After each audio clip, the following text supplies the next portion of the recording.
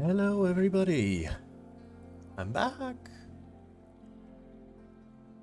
with a distinct lack of tea today. Yeah, T is having some weather issues over at his place. Code orange, so I hear. Hi Izzy. So today I'll be going a live solo with a little bit of something different. Sunless Sea. This is a game that is set in a dark Victorian age where London has been swallowed and is now lying underground at the edges of a sunless sea.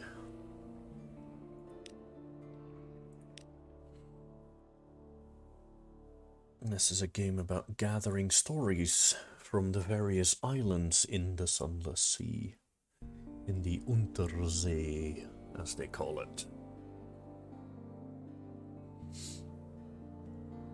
In a moment we'll make our captain.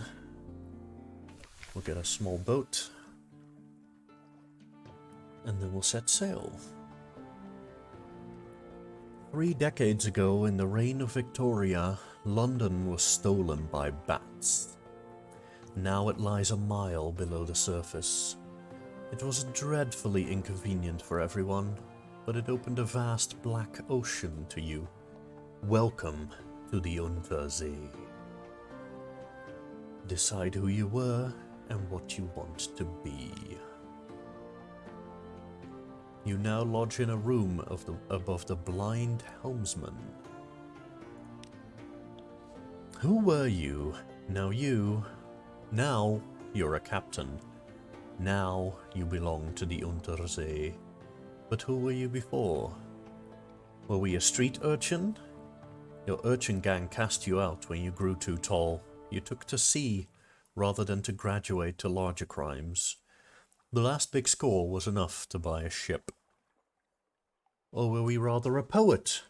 Educated and articulate, you seek sensation at sea. How lucky you had a legacy to spend. Your long-vanished father had a rich patron, it seems. Or were we a veteran of the campaign of '86? You fought in the invasion of hell. London's armies lost. You survived. Your loot and your pension have bought you a command. Or were we rather an ordained priest? You fell from grace. There's nothing left ashore for you. An anomalous benefactor has found this way out for you. Perhaps at Z you can overcome your appetites. Or were we rather a natural philosopher? Your peculiar theories on time, blood, and starlight brought you down to the Neath, the cavern where London lies, and now they take you out to Z. Is there any of these that sounds interesting to you guys? Each of these gives a bonus to one of the 5 skills in the game. That is Veils, the skill of subtlety and evasion for the street urchin. Pages, the skill of trickery and knowledge for the poet. Iron, the skill of causing direct damage for the veteran. Hearts, the skill of healing and morale for the priest. And mirrors, the skill of detection and perception for the philosopher. Are there any of these that stand out to you?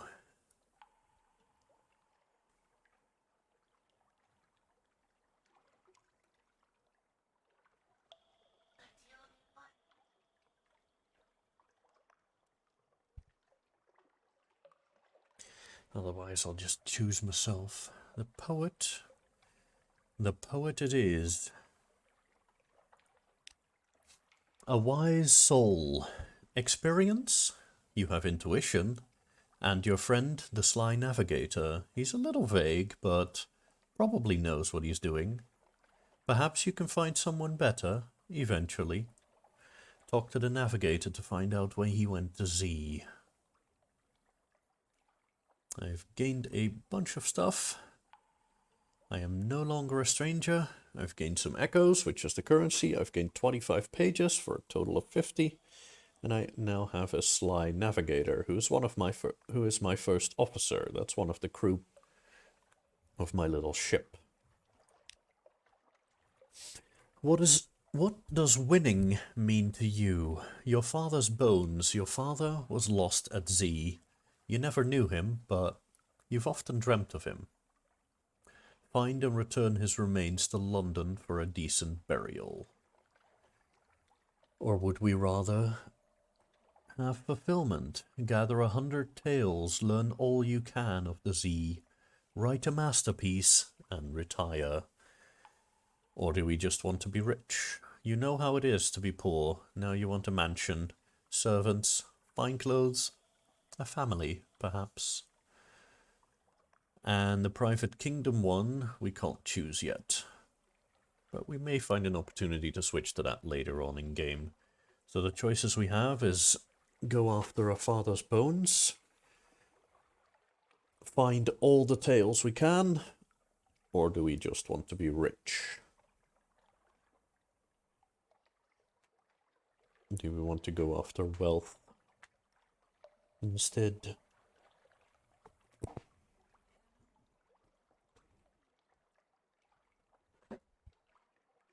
Well, since we're a poet, I suppose fulfillment would be logical. Going after 100 tales and learning everything we can of the Z. Hey, day. Welcome, welcome to the Unterzee.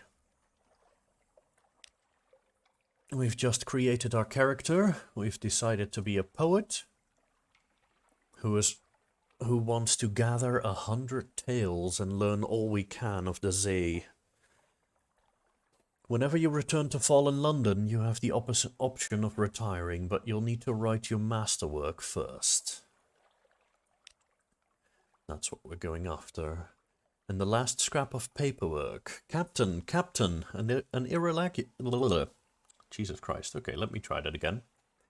Captain, an irregularity with the Harbour Master's office. They wish to know, what term of address do you prefer ashore? Whether we prefer Madam, Sir, Citizen, My Lord, My Lady, or Captain. I suppose since we're a poet, Sir would work. Though we're broke, so Citizen could also work.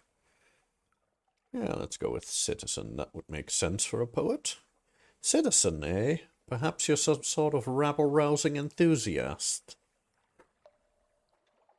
And that is who we are. And then we get to choose a portrait here. And since we chose a nondescript citizen, I suppose we could be a woman. With a quill. That looks like a poet. Or maybe an old man.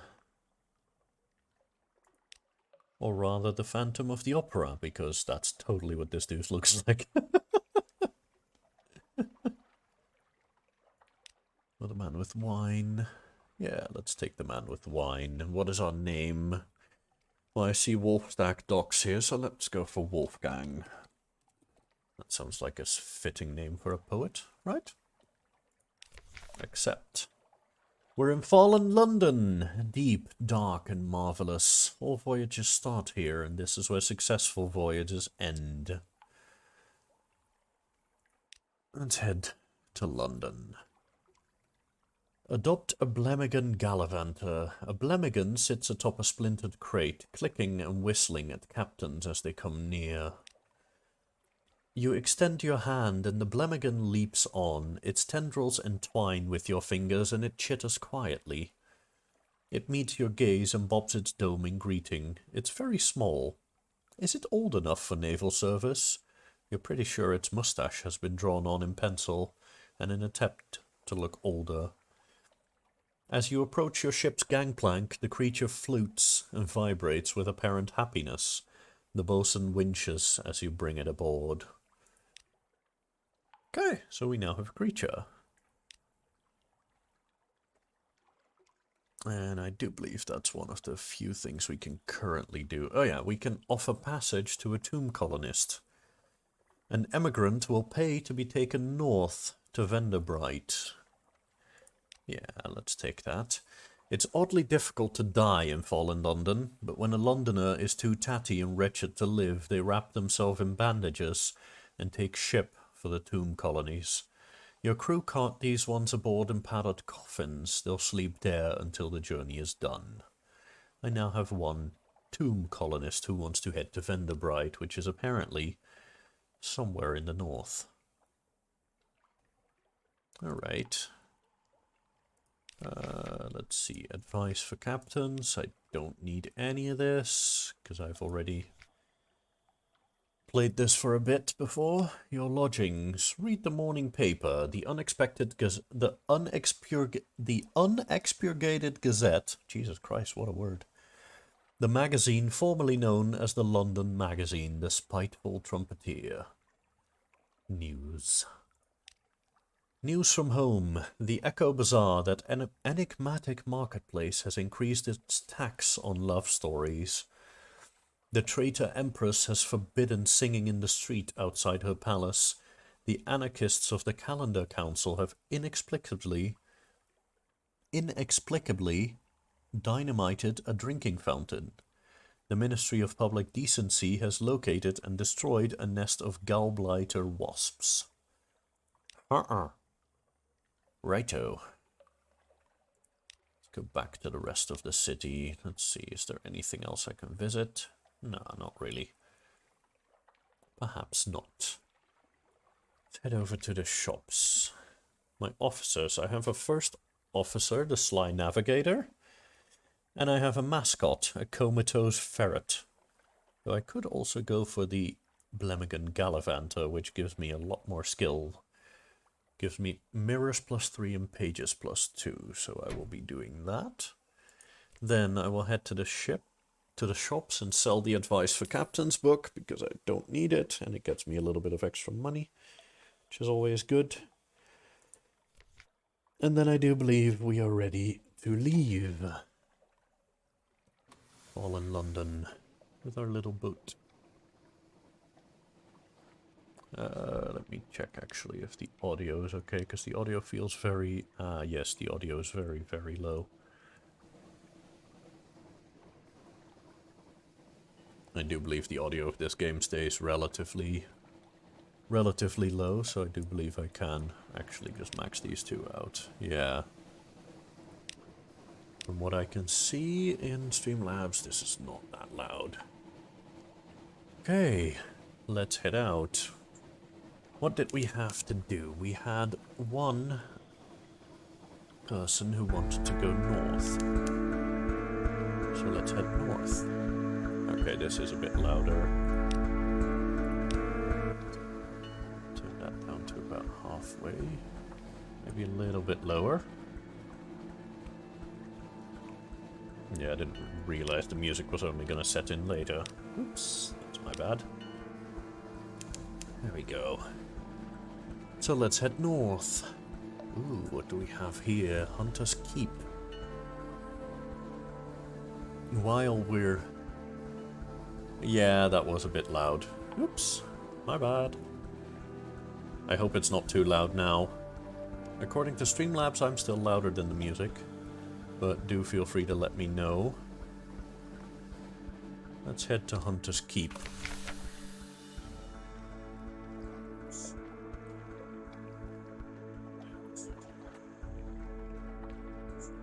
Okay, we may have some echo, because Izzy is trying to figure out whether things are still too loud or not. And she's doing so on her phone, with her speaker on, which is a thing. A quiet isle, a grand old house, a hump of dark rock swathed in mist, like 100 other Untersee islands. But here's a grand house, windows aglow, lawns impossibly green and lush in the false starlight, raked gravel paths. You stand on the dock as the sea nudges the ship's sides. An unexpectedly warm breeze carries the faintest trace of lavender. I can present myself at the house. I can walk in the gardens, or I can recon the island. Let's present myself at the house, shall we? Knock and enter. A maid with smouldering topaz eyes shows you into the parlour where 3 young women wait. A visitor, the youngest cries, the next youngest chuckles, the eldest sighs. Do excuse the indecorum, she says. Visitors are rare, you are very welcome. I'm Cynthia, the noisy one is Phoebe, the cheerful one is Lucy. You're in good time for lunch. Will you join us? And then I get to choose which one of the 3 sisters to have lunch with. Cynthia is the eldest, melancholy, pensive, occasionally dramatic. Lucy, the middle sister, is sunny, restless, and prone to giggles. Phoebe is soft-voiced, watchful, and unpredictable. I like the sound of Phoebe. Let's have lunch with Phoebe. Phoebe has a story to tell of 2 lovers parted by water, of a raven that carried messages, of a fragment of the moon. She beats time on the table as she speaks, as if to a song only she can hear. The effect is hypnotic. Your attention drifts out through the skylight of the dining room to the false stars glittering in the roof of the cavern. You drift like a puffball's paw. The Untersee simmers below. Islands lie like mineral specimen on the black velvet. Ships bob like wood chips between the islands. Vast spined things pulse in the depths. There's a scent like the scent before a storm. The storm came, says Phoebe quietly. Everything changed. Somewhere in there you finish the last course. The scowling maid reluctantly serves cheese and Bath Oliver biscuits. That is all for now. I have a memory of distant shores. I'm acquainted with the sisters of the Hunter's Keep, and I've gained some supplies, lost some hunger. All good, and I now have the god of the sea, Storm's attention. Okay. Let's see. Let's recon the island to get a port report here, because the people at London wish to know what's going on here. Plunging cliffs, soft green lawns are well tucked away in a fold of the ground. Anything else? Ships rarely come here. Nothing changes. Even the weather. The house is the heart of the isle. The house. And the sisters. But the Admiralty may be happy to know that nothing's changed, at least. Yes, because the Admiral wishes to know. I could use my news in order to get another sister. But let's not. Let's keep my news for something else later. And let's continue on the move. This is the map, by the way, which is fairly sizable. We have Fallen London down here, Hunters Keep over here, and then, well, whatever the hell is north. We were tasked to head to Venderbright, which is a town slightly further north. As you guys can see, we have a hull over here. We have a hold. We're currently carrying 15 out of 40. Ooh, and we're getting attacked. Or we're getting possibly attacked. We're not actually getting attacked yet, but we can get into combat.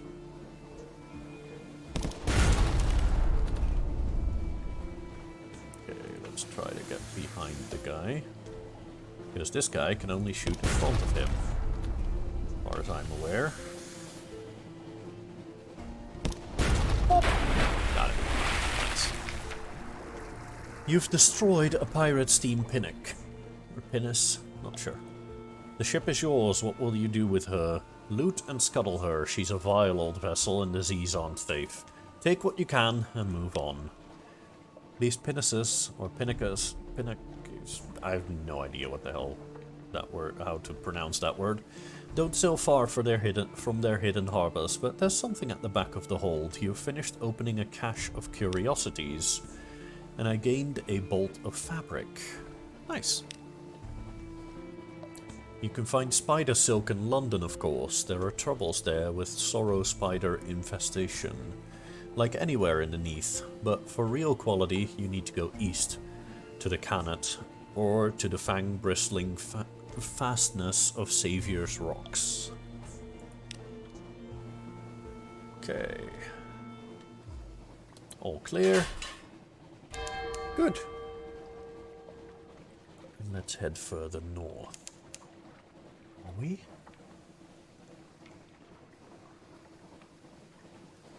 Carissa's Point. Interesting. Ormond's Stag. Over there. And there we have Venderbright, which is what we were asked to go and visit. So let's head over there. The little circle notes the dock, so there I can put my boat. Days of shrooms and roses. The new tomb colonist surveys Venderbright, shaking her head. It won't do, she says. It won't do at all. A plan.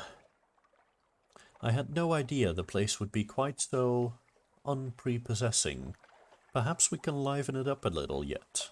If only I knew a helpful Z captain. Bring 10 units of mushroom wine to Venderbright and perhaps they'll have something for you. Ooh, I have a new quest. To get mushroom wine to Venderbright. I have no idea where to get what mushroom wine, so that'll be interesting. But once I find it, apparently I need 10 caskets of it. The tomb colony of Venderbright. On deck, you can hear the sound that 1,000 bandaged dead men make as they shovel and cuff. It's something like the world's most restless concert audience, or the world's most plague-ridden cathedral. Explore Venderbright. Here they favour candlelight over gaslight. The shadows are swagged like cobwebs. The tomb colonists stand still enough to be mistaken for sculpture, until they laugh or cuff. One building in 3 seems abandoned. You wander the echoing streets alone. From time to time the sensation of being watched comes upon you. But each time when you halt, you hear no other's footsteps. Nothing eventful, only eerie. But when you return to the quayside, someone has left an odd, bulky box for you. There's no bill of lading, but the name of your ship is attached to a tag. I now have 1 Soothe and Cooper long box. It looks like a tomb colonist coffin. On closer examination, it carries stenciling reading Soothe and Cooper, a handwritten tag. Delivery to Depot A, Station 3. Ah. And I've gained 1 terror. Interesting. Gather gossip. Let's gather gossip. Get a port report. Who's plotting what out in the tomb colonies? Along the coasts of the Untersee, it's remarkably hard to die. The decrepit and nearly dead who leave London become tomb colonists and settle here in bandaged peace. But they don't give up their ties to home, or their politics. You gather a haul of complex clues, enough to keep your contacts in London interested. Nice. And I can visit the first curator. Z captains. The first curator gives audience. The first curator is responsible for the preservation of the tomb colonies. It has been here much longer than London, like all the oldest tomb colonists. But even the tomb colonists dissolve in the end. Its time is close. No more light. The obsequious steward cautions you. The curator is terribly afraid of moths. He opens the door and you step into near darkness. A pair of luminous lamplighter bees buzz in a latticed ivory tube. There's no other source of light. A bandaged shape no larger than a child lies crumpled on a couch. It lifts its head with obvious effort. It takes several seconds for you to distinguish its voice from the soft buzz of the bee. Listen to a whispered request. Z, Captain. Silkskin. Not much left of me. I will go into the Grand Sanatorium. Bring me colors. 7 colors. Pay well. 7 colors, I ask? Cosmogon, Irigo, Pelican? Steward has list. Find them here and there, across the wide black Z. Interesting. Okay. Let's accept that commission. Thank you. This poor flesh thirsts for colors. It collapses, rustling, back onto the couch. Even the effort of speaking seems to have diminished it a little. The audience is over. As the door opens, it shrinks from the finger of light that reaches across the floor. Outside, the obsequious steward nods. The book? Yes, the book. He hands you a slim illustrated volume. The curator is old as dust. We will be grateful if you do it this one last favor. Okay, I now have a book called The Neath Bow, and 7 pages for 7 colors, which give hints as to where to get these colors. Apocyan wakes Apocyan, the blue of memory and brightest chorale. C lights Cosmogene, the color of remembered suns. The fecund, the fetid, the fungal. These flourish in the glow of Cosmogene. G is lost in Gant, which remains when all other colors are eaten. Gant can be found where shadows are myriad. I is for Irigo, no one remembers why. Irigo colors the forgotten corners of home. P drowns in Pelican, the color of the deepest Z. Someone has scrawled in the margin, beyond the gate there is a sea more sunless. Whatever that may mean. V marks violent, when blood is shed in a spired place. Violent ink is employed for the most desperate treaties. Behind your mirror, V names Virik, the color of shallow sleep. Interesting. Okay, I believe that is all. Yes, because I can't provide what I have promised yet, because I do not have the wine. So now, we explore. We can just go into a random direction of our choosing, as long as we don't run out of food or fuel. Kant's Abyss. Ooh, and there's bats there. I do believe those bats. Yep. Bat Swarm is a combat encounter. Voldemort?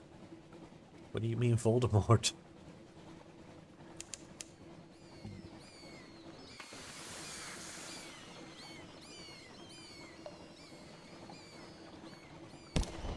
Bam! Just the bat. Bam. There we go. Got him. Nice. The little creature all bundled up. Yeah, I suppose so. I think they're supposed to be mummies. Sort of mummified creatures. Mummified people, even.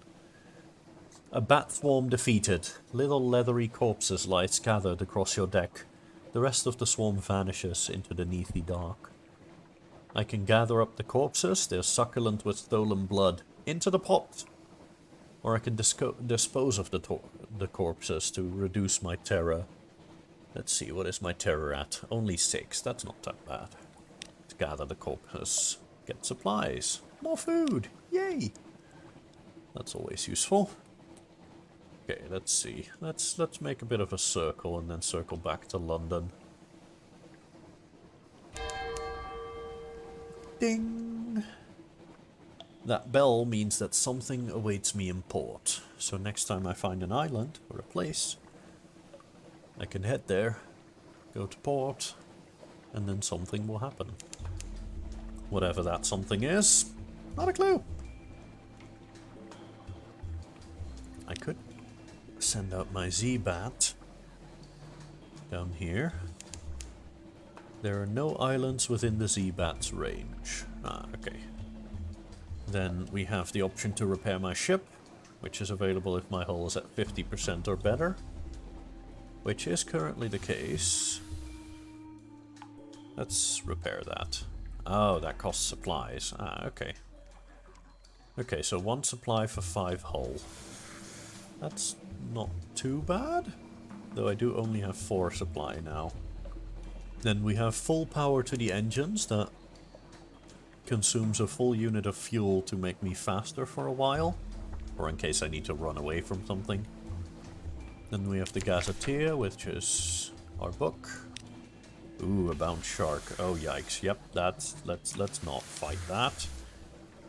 Because that has 140 health. That's a lot more than I do. Oh, nice. Okay, nope, I didn't dodge it. But it seems I'm quite a bit faster than he is. Or am I? Uh-oh. No, I am. I am faster than he is. Oh, and there's a crab here. Fantastic. Hi, crab. What about the crab? Oh, that has 150 health. Yeah, let's not yet do that. Because I only do 10 to 14 damage with my deck weapon. Oh, he's coming in for a hit. But he missed. Because I'm faster. I'm too fast for him. And there's an island here. Let's see if we can't get on this island.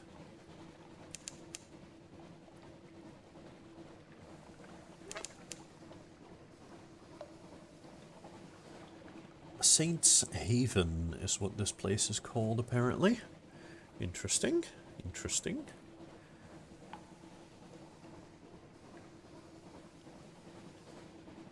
Okay, let's see what Saints Haven is all about. It's a little bit northeast. Discovered Thornwell Croft, Pigmoat Isle. Dock. 2 houses, both alike in dignity. On a lonely desert beach, there's no habitation in sight, no market, only an old rotting dock. A stretch of sand thickens into a damp black earth, from which sprout stunted palms? Not quite. Tall fungal growths with frond-like caps, as if someone had sculpted the idea of a tree from a mushroom. Disembark, see what awaits me. War? As you step on the quay, you hear clamour, shouts and shooting. You can see, off in the distance, smoke rising from beyond the hill, and dots of fire flecking the horizon. 2 tiny figures stand a little further down the quay, unmoving, as if awaiting your approach. The Tale of Pigmoat Isle. A literary interlude. The following is an extract from the popular Diary of a Sea Captain from London to Irem and what we did there before we arrived. Washed ashore on Mutton Island, subsequently serialized in the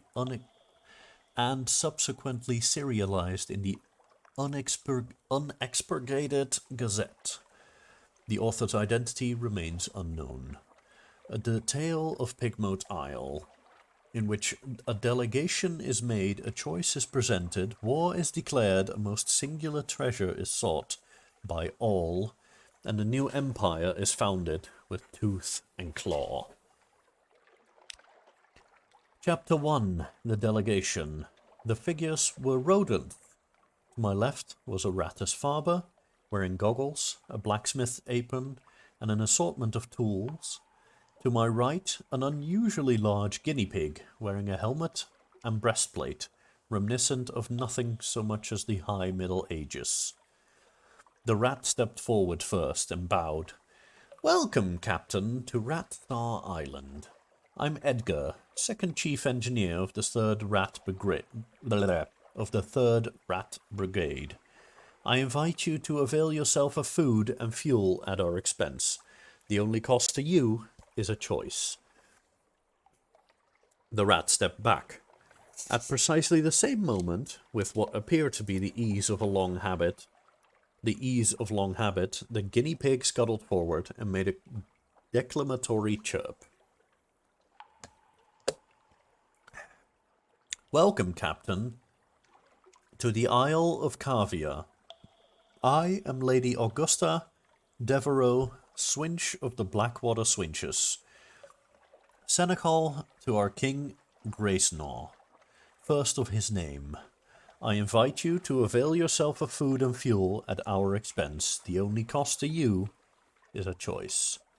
The two stood at attention, looking at me expectantly. I can speak to the chief engineer, so to the rat, or the Senecal, the guinea pig. Or I had heard more than enough. No, let's speak to them first.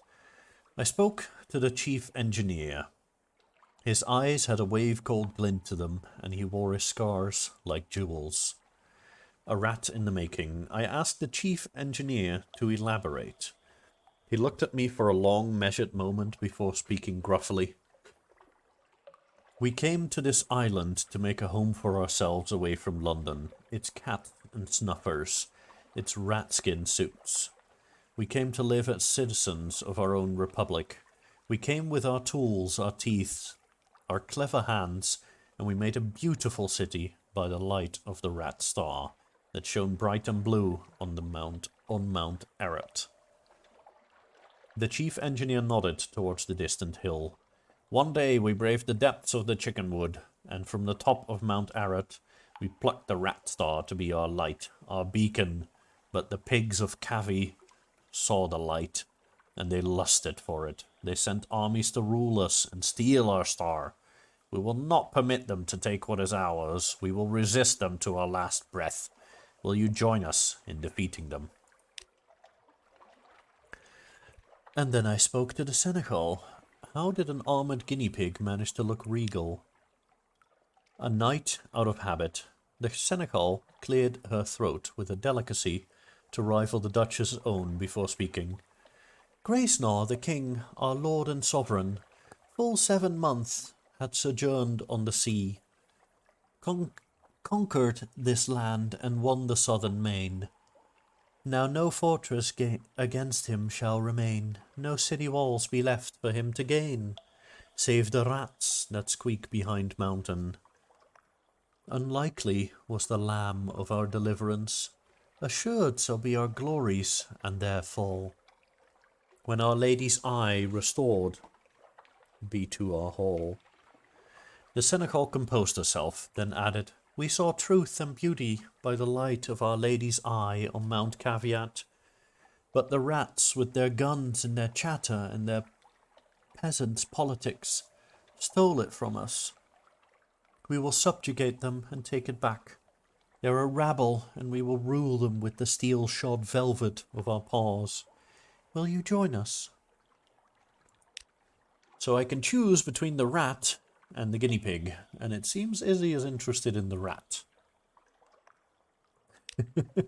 Well, we do have 2 little rats over here, 2 white one. I sided with the chief engineer. He seemed grumpy, but honest. Also, I knew all too well what rat-made weapons can do. I extend a finger to the chief engineer, who shook it grimly.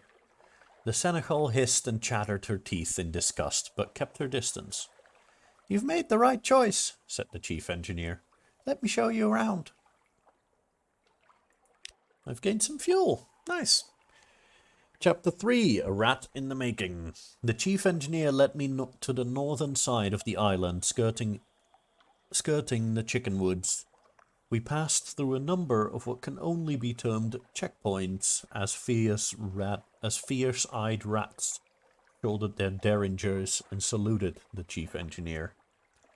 Soon we came upon a small colony, smaller than some of the infestations I had encountered in London.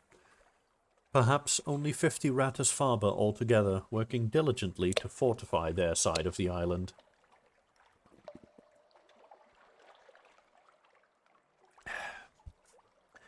The first thing I noticed was a brilliant light beaming out from a stump of chicken wood about 6 feet high.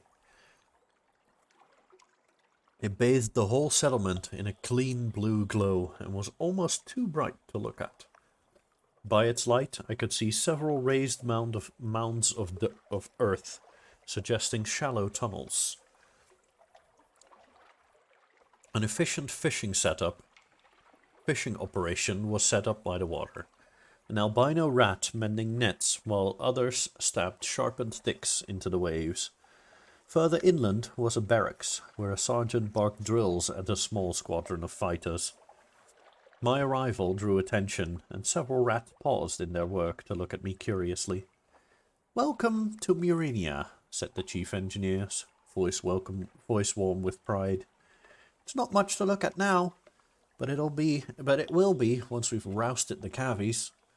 Take a stroll around while I summon the war council." And with that, he vanished into one of the mounds and left me to explore. I visited the rats' barracks at first.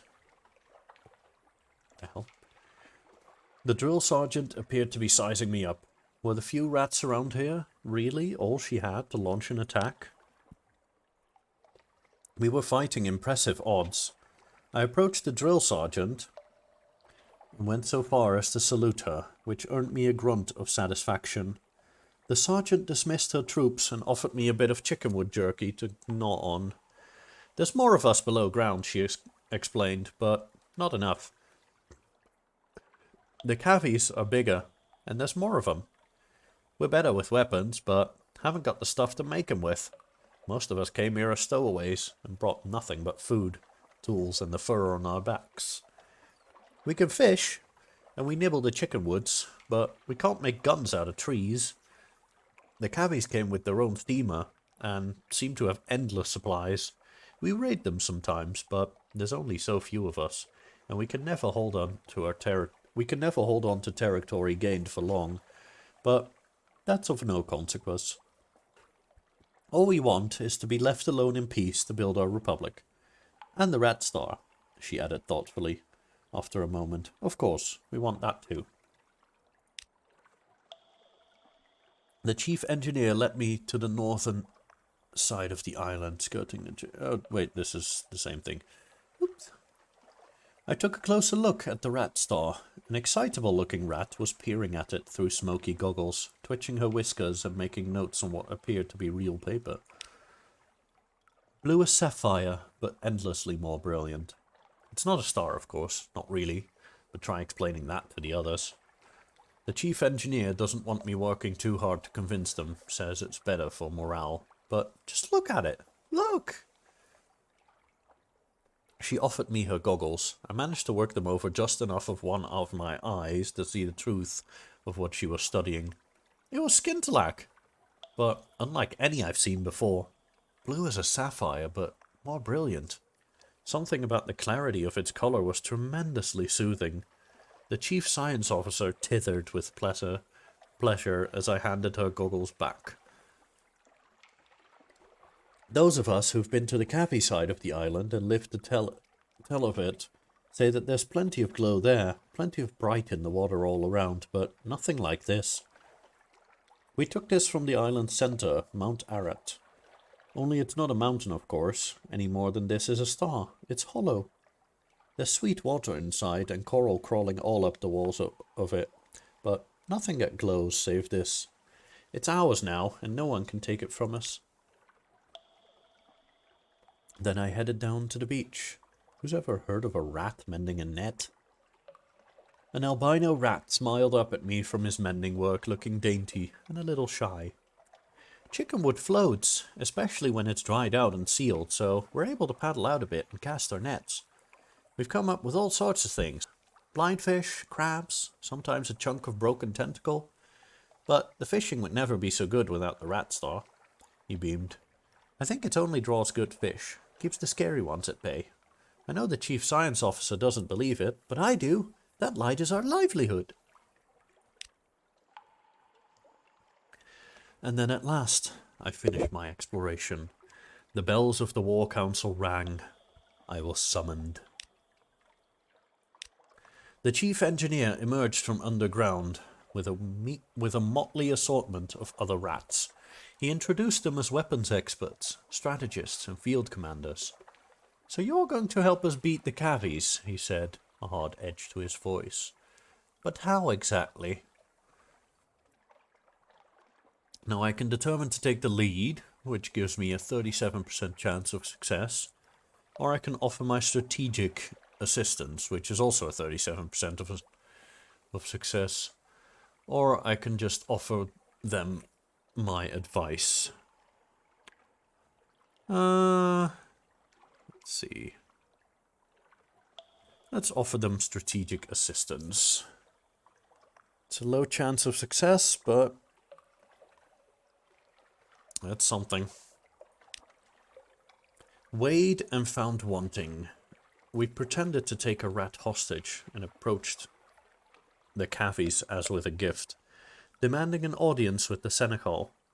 A battalion encircled us almost immediately. Their armor and helmets clanked as they purred and chattered among themselves. "Very well, well, said the Senecal, regarding me with what I supposed to be a smile. "A reversal of fortune? How unlikely. I suppose you will have no trouble slitting this savage throat on our behalf?" My fraction of a moment's hesitation was all the confirmation the Senecal needed. "See to the ship!" she snapped, and half of the party scurried to intercept the rat skulking aboard it, screaming war cries that curdled my blood. "As for you," said the Senecal sweetly, "thank you very kindly for your gift. I assure you it is most graciously received."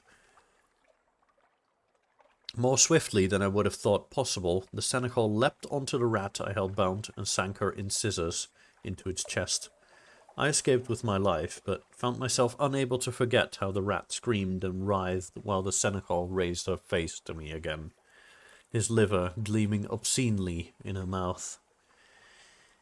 "Welp, I fucked that up." Yikes. Well, I guess I have nothing to offer but my advice then. A charge! The Cavies had the advantage over the rats. To prolong this much longer was a sure path to defeat. I advised them to put everything they had into one desperate assault on the beached ship. Unhappily, they concurred. The sound of gunfire and screams echoes as far away as my ship, where the crew and I sat and watched. Few of the rats that marched forward that day returned to the light of their precious rat star. Those that did returned bloody and shaking, yet in triumph. It was as much as they could have hoped for, if hard to call a victory. Hail Marinia! Nice. Pigmote Isle Might quality is now 2. And Pigmote Isle Spirit is now 3. And Civilization quality is now 2. Nice. I invited one of the Ratisfaber to join us. After all, what's a ship without a few rats? Welcome aboard. The chief engineer couldn't leave his colony, but he relayed my request to his people. The albino rat I saw mending nets shyly stepped forward. "I'm good at fixing things," he said earnestly, "and I'd like to see more of the world." I waited for him to gather up some effects and say goodbye to his family before accompanying him aboard. I now have an albino tinkerer. Nice! Sweet! I've got a rat! Woohoo! I interceded on behalf of the Cavies.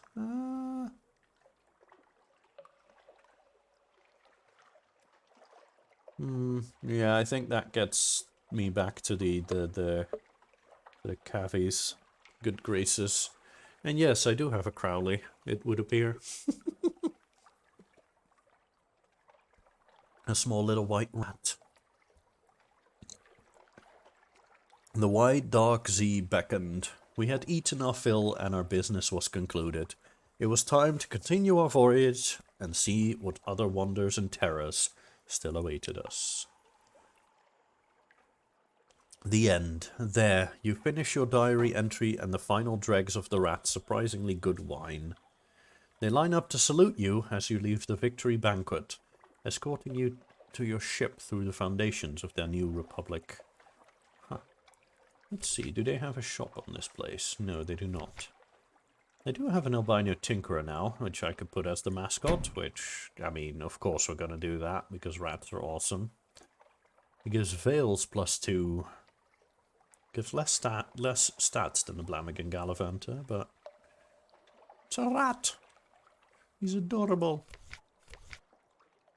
There's a whole bunch of stuff here. One box, spider silk, some supplies and fuel. Yeah, I do need to keep an eye on my supplies and fuel. Yes, rats are indeed awesome. Okay, let's keep going. A little further south, then I'll head back to London. Thornwell Croft.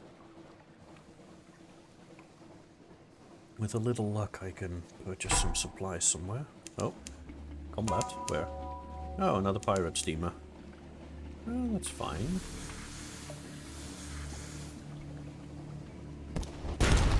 Boom. Let's get behind the guy.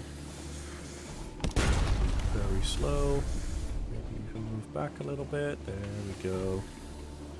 And bang. Nice, got it. Loot and scuttle. Let's see, another cache of curiosities. We got another bolt of fabric. Nice. 2 spider silk now.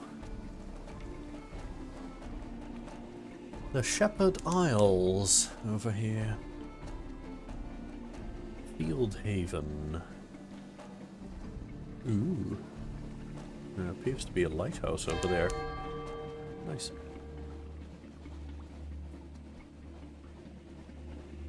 Yeah, that is a lighthouse down there. The Shepherd Isles. Steep, lichen standing stones.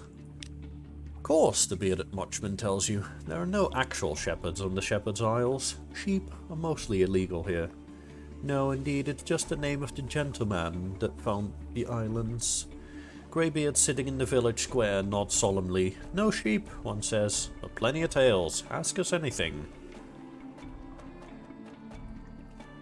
We can go for a picnic at the Standing Stones. Let's see. Oh, that costs me money. And unlock that with Terror 1. So this might reduce my terror a bit, potentially. Or it might increase it. Or I could go for Tales of the Standing Stones, Tales of the Three Graves, Tales of Thornwell Croft. Compile a point report. Well, let's do that first. Oh, yes, yes, yes. There's been goings-on. In the bleak light of the foul stars, surface rolling like a porridge pot, up with a roar of steam and flash of fire. Three widows swimming. Tentacles! And then we saw His Highness. There's rather a lot of this material.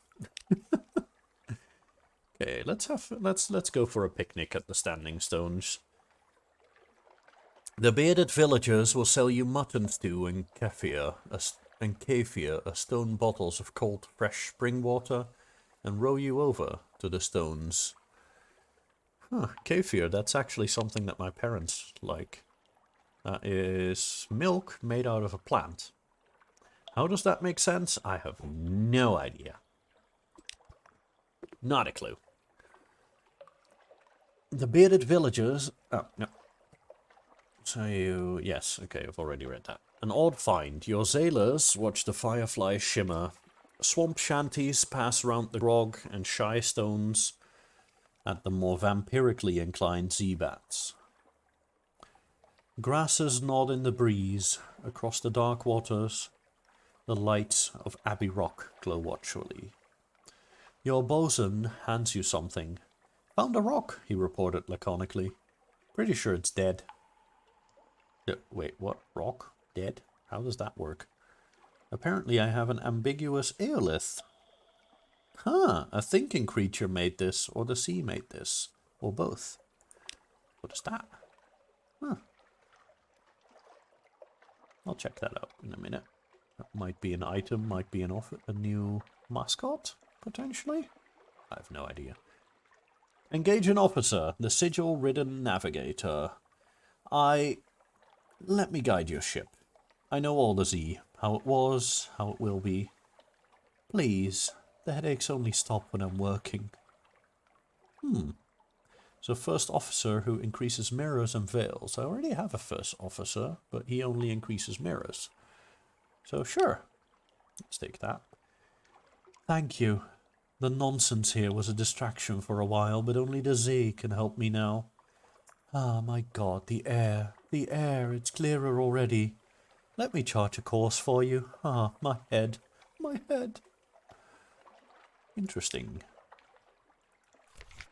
So I have a new first officer who increases mirrors by 6 and fails by 3. Nice. He is a heck of a lot better than this guy. This one's only mirrors by 1. Nice. Sweet. Okay, then let's see my hold. What is ambiguous aolith? It is a curiosity. Maybe I can sell that? Maybe I can use it somewhere else? I have no idea. Ooh, I could buy fuel and supplies here. They are a bit on the expensive side. Nah, I'm gonna head to London anyway, and in London I should be getting more.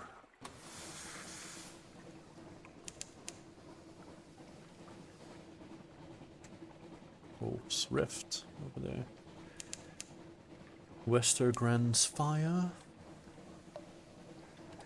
Okay, let's see. Yeah, let's start heading back to London.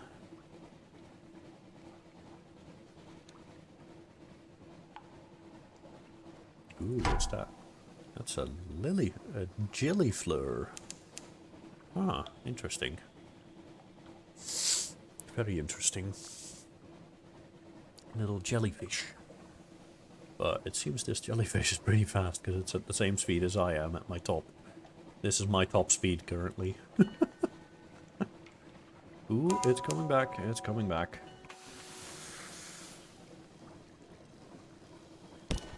Damn. Screw you. Okay, let's back off a little bit. Hopefully. No. Damn it, he hit. Let's hope he did this. But. Oof. It's fun. Nice. Got him.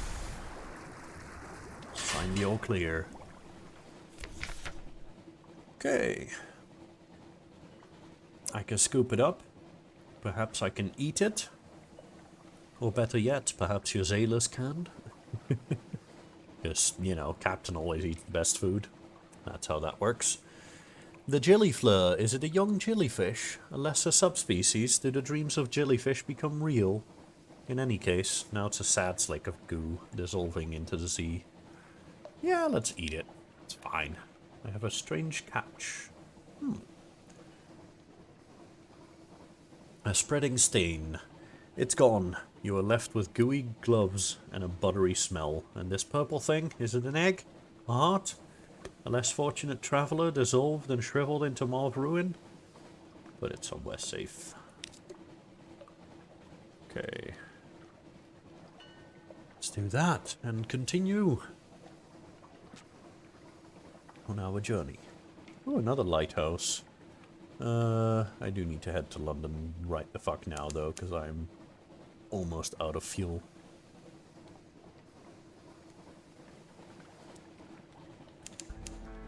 Let's see, am I heading the right direction? Yes, I'm heading the exact right direction. Good. I have one more fuel left, which will fill up the bar again. But we're almost back home, so that's all good. I could have stopped over there at the lighthouse, but I'm so close to London, I'm just heading home. Hopefully get some money for all these stories that I've gathered, because that's the way to earn money in this game. You gather stories and then sell them.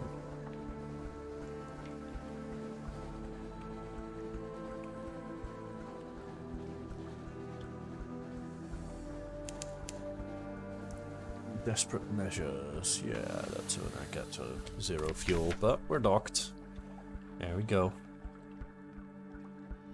The Revenue Men, Her Enduring Majesty's Customs Service, works closely with both the Ministry of Public Decency and the Ministers of the Bazaar. Today, they have selected you for an inspection.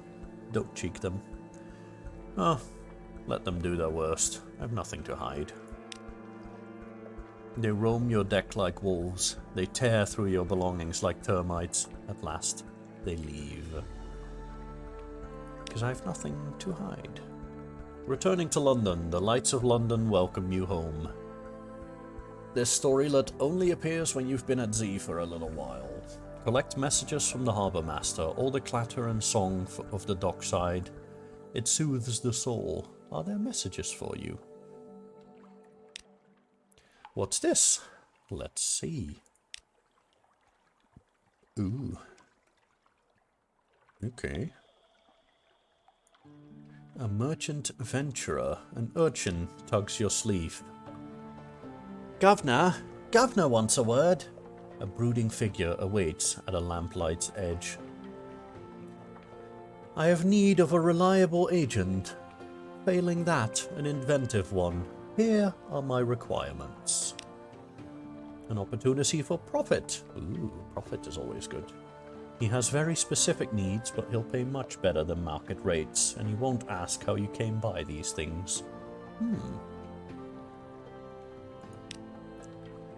Let's see. He wants something intricate, 7 outlandish artifacts, or something forlorn, 7 bales of parabola linen. Okay.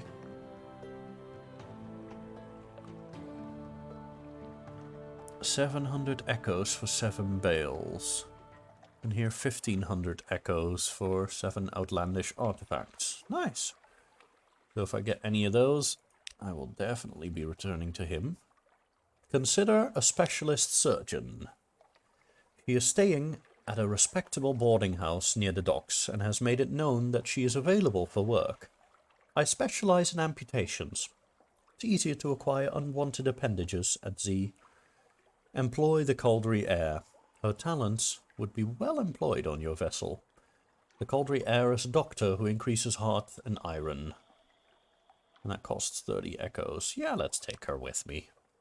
Welcome aboard. She comes with a bag full of knives and her own personal sharpening stone. Don't touch these. Don't let anyone else touch them. Okay, nice. I've got a new officer. A surgeon. I didn't have a surgeon yet. An expert in amputations. A doctor aboard, +1. Heart +6 and iron +6. Nice. So I get more health. Or at least more... inspire, heal, and defend. Yeah, a higher chance of health encounter, or yeah, getting positive effect in health encounters. And iron 31, that increases the damage that I do. That's nice. That's quite nice. Okay, then further, we have a little gift. A very fine evening to you, Captain.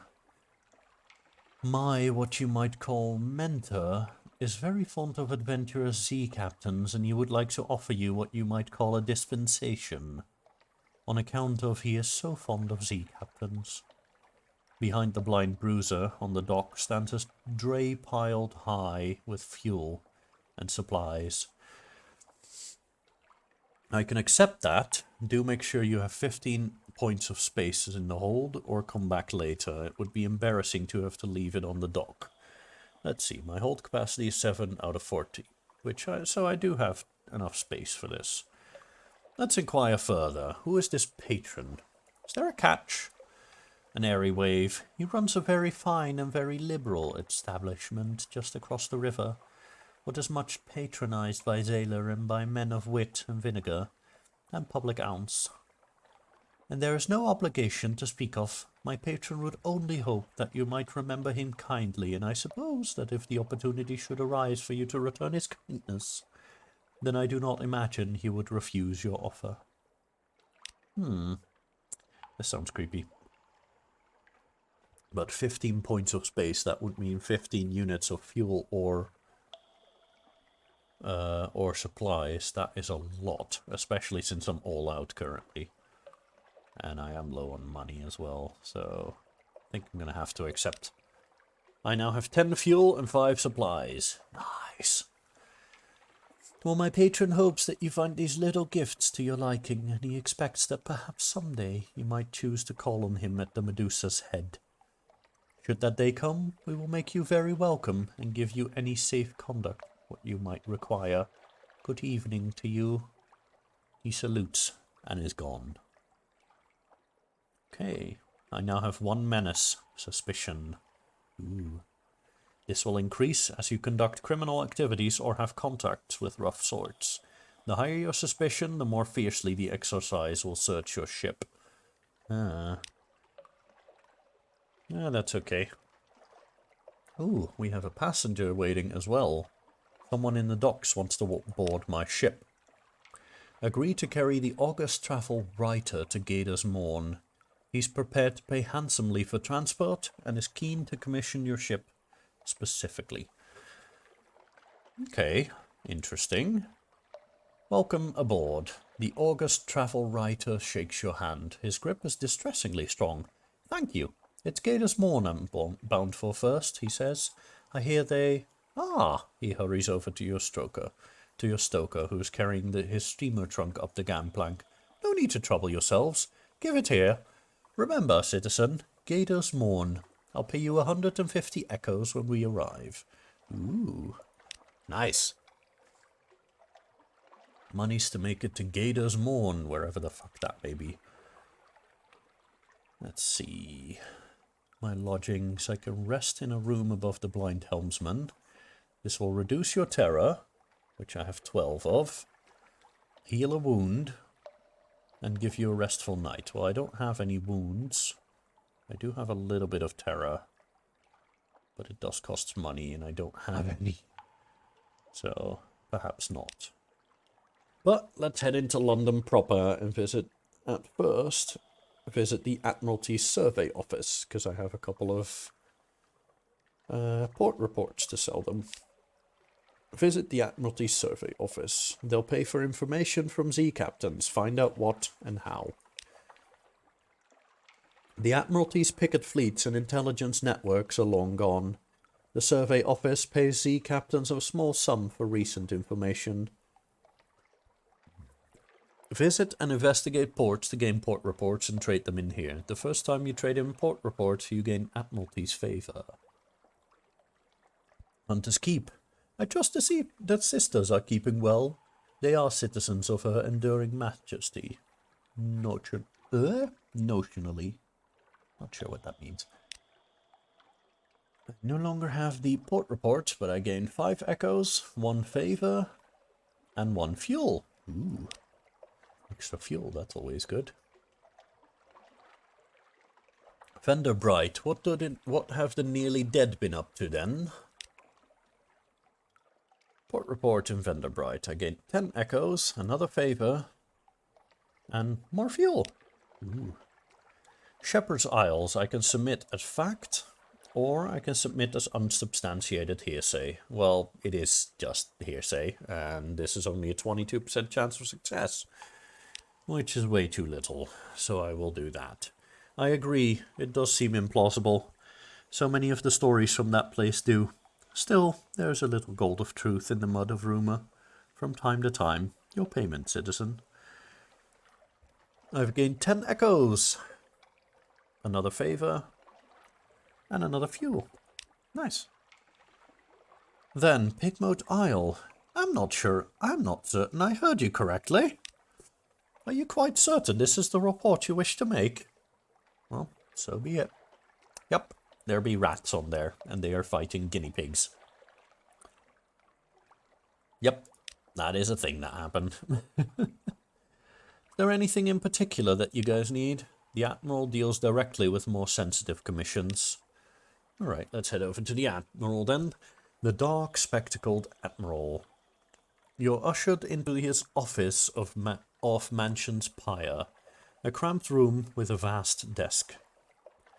He surveys you across that desk. Ah, yes, the merchant captain of whom we hear such complicated things. The Admiral will purchase intelligence from me. Ask if the Admiralty can provide a little fuel to cover my costs. 1 point of favour gets me 2 to 3 fuel. Well, I have a bunch of fuel now. Well, I'm gaining a bunch of fuel. It hasn't put it in here yet, which is a bit silly, but I have like 13 fuel now, so fuel I'm good on. This one is locked. I can submit my port reports, which I've already done. Let's ask what he needs. Information. Visit a port and will be interested in the port report. Visit places of particular interest and will be interested in the strategic information you gain thereby. We will pay you well, don't worry. We understand you can't be expected to act entirely for the love of the Empire. His lip curls, what's left of it. Okay. Is there anything in particular that you need? Well, if I can be assured of your discretion, this port. Speak to our agent there and return. We'll see that you're rewarded. Visit the port below. Retrieve strategic information from Wither, far north of London. Ah, okay, so I need to head further north again. Interesting. To return to the docks. Let's see. I can visit the university. They have an inexhaustible appetite for secrets, Z specimens, and other tidbits of esoteric lore. Provide a secret to prove yourself worthy of entry. I do not believe I have a secret. Oh no, I do. I have 3 even. Interesting. Find secrets by locating locations of interest or in foreign ports. Well, let's provide a secret. They are apparently quite impressed. Oh yes, the university's maritime liaison whispers breathily. Oh yes, this is quite a tasty one. Let me explain it to you. He explains, teeth glinting. The alarming scholar is mercurial, to say the least. A creature of sudden moods and provoking teeth. Possibly her. Is it her? Appointment as university maritime liaison was precautionary. To keep his? Is it his? Razor-sharp enthusiasm from causing too many injuries in the faculty.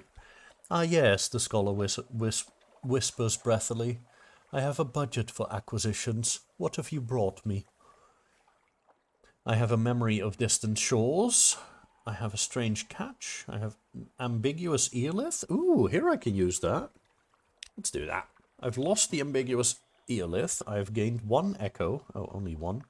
And favors antiquarian is increasing. I've got 1 point and I need 1 more to reach level 2. Okay, in that case, let's see. Okay, so I have a memory of distant shores, and I have a strange catch. Let's do the strange catch, because I don't believe I have anything else to do with it. Favors antiquarian has increased to 2. Nice. And I gained 10 echoes this time. Nice. The scholar circles your specimen jar, tapping at the glass with a variety of tools. Screwdriver, magnet, scrutinizer, tuning fork, cleansing knife, and a sort of slotted spoon. This will keep them going for weeks. He says, half to himself, we'll dine at the high table tonight, I think. Interesting. Well, I have business to attend to, and besides, the scholar keeps snapping his or her teeth like a mechanical trap. So let's head out. Let's see. Let's visit the Rose Market. It bustles on Rose's Wharf. Perhaps you can find a buyer for some of the curiosities you found at Z. Any buyers? Nope. But I can escort some interested acquaintances to the Rose Market. They hope to make a satisfying trade. This will usher in a new day at the Rose Market and perhaps new buyers. Puppet plays press on uninterrupted. Personal collections grow. Words written in fogged mirrors are hastily wiped away. The exotic exchanges pollinate dreams. A jovial contrarian is purchasing long boxes. Ooh, I have a long box, don't I? Yeah, I have a Soothe and Cooper long box. His wheeled chair squeaks through the crowd. As all the visitors to the Rose Markets must, he carries a mirror. He's painted over the glass, though, with the face of a bat. How much? What for allow me explain a fundamental principle of economics. He argues over the cost, the box condition, and whether the wood is walnut, poplar, or elm. Then he shakes your hand enthusiastically and happily pays every penny of your original price. A pair of market attendants, puffing beneath their unwieldy horse masks, help him carry it away. I've gained 150 echoes for that. Nice. Very nice. Gathering some money. Okay. Let's head over to the shops. Got 14 fuel and 8 supplies. I think that should be good for a while. Got 2 bolts of spider silk, which I could sell for 50 gold each. Let's do that. That gets me 300... or 50 gold, 50 echoes each, sorry. That gets me 300 gold. 300 echoes. Blep. Fuck it up straight away. Congrats. Good job. Well done, me. This is to upgrade my ship. I could buy the Wither optical. But I don't believe this does all that much. Yeah, mirrors plus 1.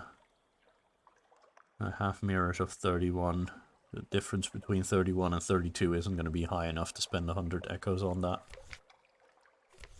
That seems a bit of a waste of money. Alright, so... Ooh, Abbey Rock is down there. Interesting. May have to go and have a peek at that. And we were also tasked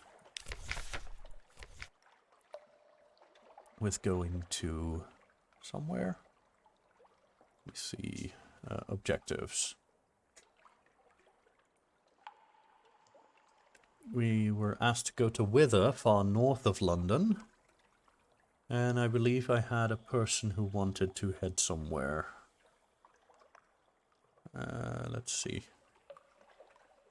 Yes, I welcomed a passenger aboard. Where is that? Oh, maybe I can find the passenger here. No? Okay, I have no idea where the hell that passenger wanted to go then, but I'm sure we'll figure that out eventually. That's fine. Okay, in that case, let's head out. And we need to go far north. Or Wither. Wherever that is. Well, let's first check out Abbey Rock down here. It's right here.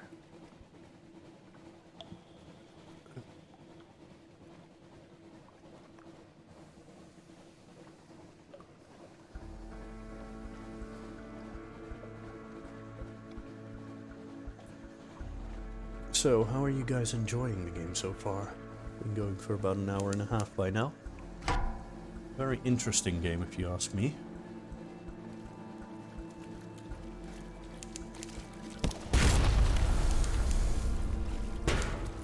Oh, bonk.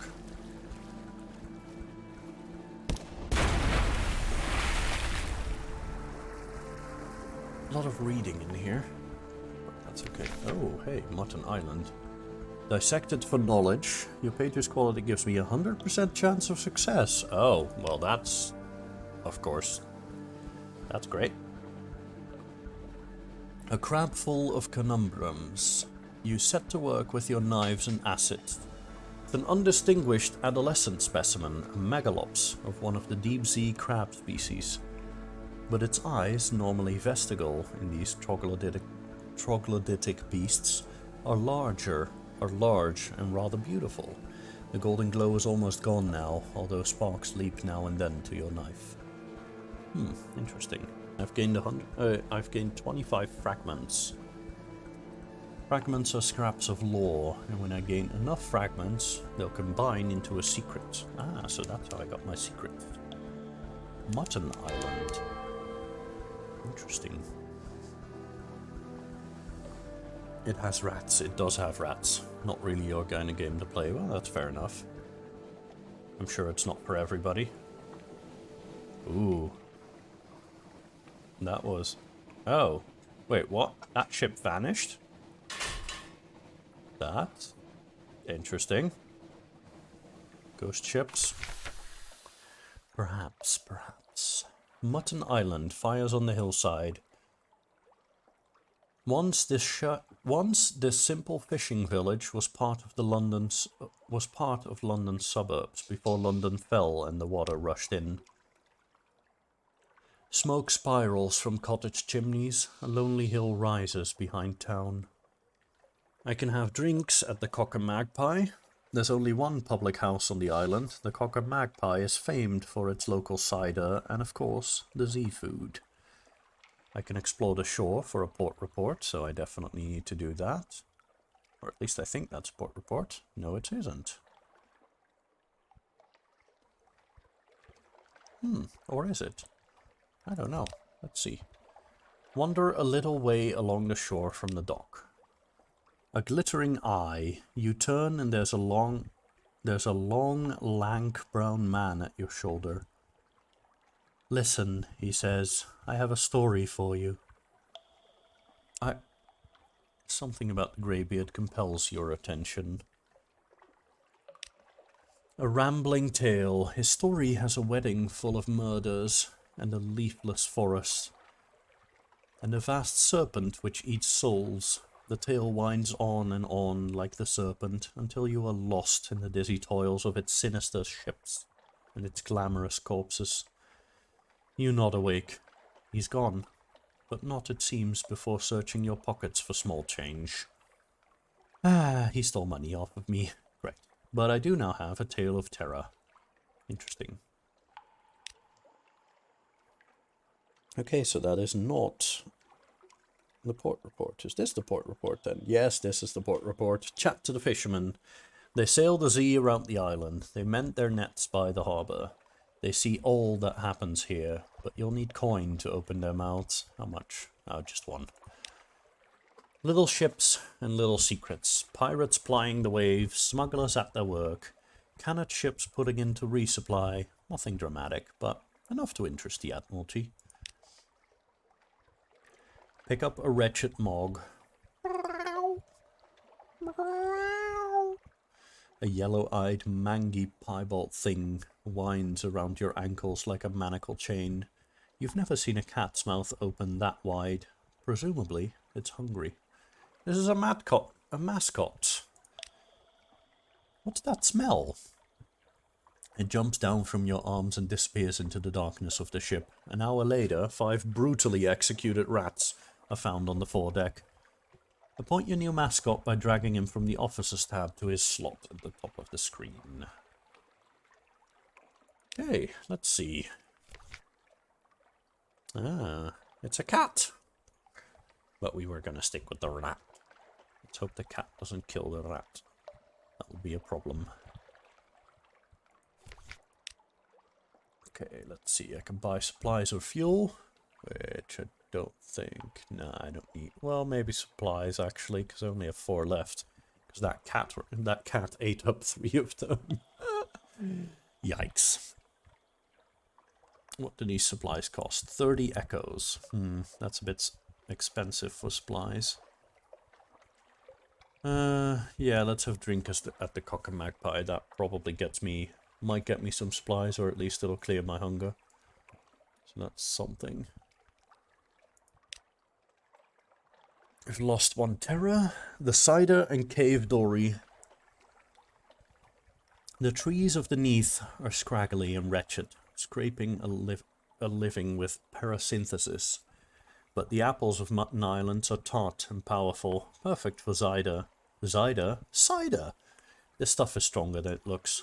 You stretch out in your seat, stare through the leaded window at your safely moored ship, and find yourself whistling. The landlord gives you a friendly grin and goes back to wetting his cleaver. Okay, nice. That did not, however, clear my hunger, which is a bit disappointing. Yikes. Very, very foggy. Okay, let's head over to Abbey Rock, which was this way. And then after that, I need to start heading north.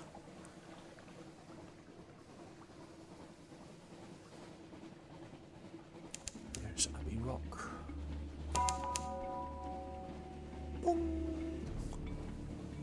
Let's see where the dock is on this island.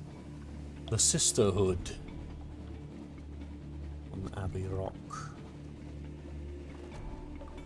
Where the hell is the dock on this place? Oh, okay, up north there. Good, good.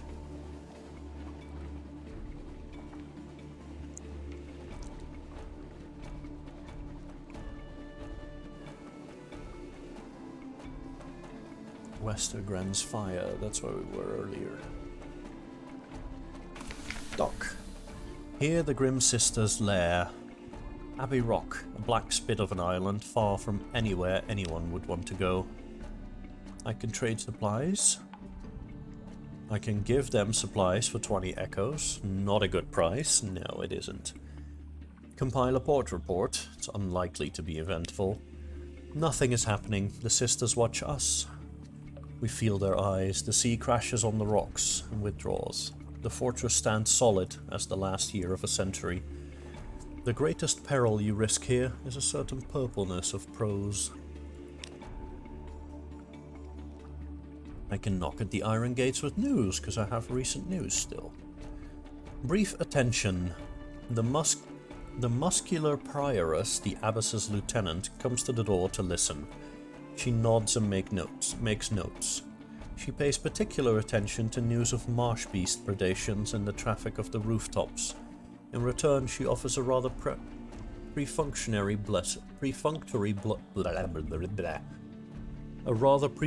blessing, but the blessing reassures your crew. I've lost 2 terror. Good. Without news. Can knock as well. Search the surroundings. You can't be the first to come here. A map, a mask, and the face beneath. Someone died here, far from home, long enough ago that their flesh is gone. A visager, by look of their frog mask. Mask will be worth a bit. The skull would look good on a mantelpiece. And what's this map? Ooh. I found maps. A lamentable relic. Outlandish artifact. Ooh, outlandish artifacts. I needed 7 of those. So that's good. And I don't believe there's anything else here. Okay. In that case, let's continue traveling. Heading all the way north.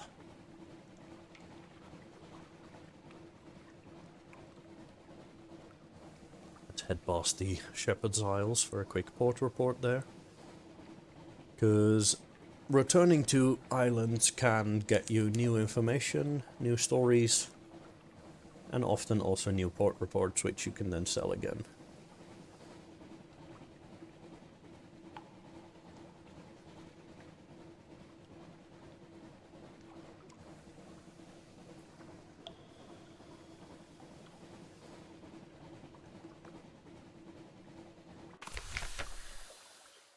Sheep lichen standing stones. Compile a port report. Oh, yes, there's been goings on. In the bleak light of the false stars. Surface rolling like a porridge pot. This seems like the same one. Yep, this is the same one. Okay. Yep.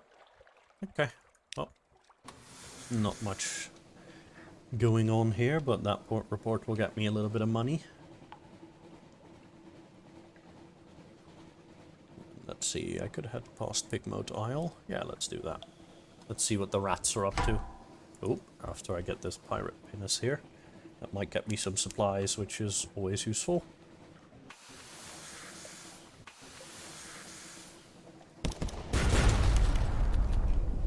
Or it might get me shot, which is a little less useful.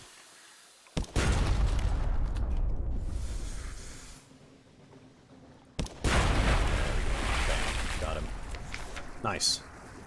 Loot and scuttle. Do I get another? No, I gained 2 fuel. Ah, okay. Interesting. It's always useful. Call the all clear. And let's head up north.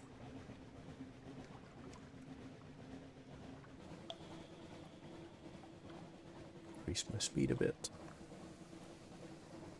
We may be able to ask the rats for repairs for my ship. Because the rats are engineers after all. Ding. Ooh, something new awaits at port. Maybe a new part of the story here. Hail Marinia. I can help Marinia resolve a dilemma. I could request repairs, indeed. Nice. Oh, that's 100. Oh, yikes. That's 165 echoes. Okay, that's a bit too much. Compile a port report as we're here. Fuel for the Admiral's fireplace. Captain Whiskers, the Admiralty calls you. So you've heard. At least they pay to laugh at your reports. No. Okay, let's see. Yes, let's help them resolve a dilemma. An aide runs over. Hairless advisor, you return to us. Praise the tide. We need your wisdom once again. A dilemma. How will you advise, Pigmoat Isle? The lights of London call to our people, hairless advisor. They seek the warmth of its lamps. The abundance of food, the aid leads in. Already the traitors repurpose the impossible lamb's hull into rafts and boats for their shameful and terrible exodus. We cannot survive if our people desert us. What should we do? Recommend a display of force. Pigmoat's might quality gives a 40% chance of success. Suggest appealing to their patriotism. Pigmoat Isle spirit quality gives a 36% chance of success. That's also very low. If they're desperate to leave, they will pay for passage. Ooh, maybe they'll get us some money. Oh, they do indeed get us some money. Nice. All aboard. A word in the right furry ear. A little distraction. Pigmoat Isle will have to do without some of its workers, at least without the ones who can afford passage aboard your ship. You've gained 87 echoes. You've resolved the dilemma, for better or worse. That's all for now. I've lost Pigmoat Isle civilization. New total, 0. Catastrophe. Yeah, well... Oh, the fall of Pigmoat Isle. In the days that follows, Pigmoat starves. Unable to support the population, its civilization collapses. Disease spreads, bodies lie in the streets, slowly decomposing. Soon, only few survivors remain, scavenging for food in the husks of collapsing buildings. Well, I guess I fucked that up. Pigmoat Isle has fallen. Search for blue scintillac. Tiny glimmers mark where the rodent's treasure met its end. What pieces remain are too small to be worth collecting, even as souvenirs. Aw. Dang it. Well, I guess the Rat Empire was not to be.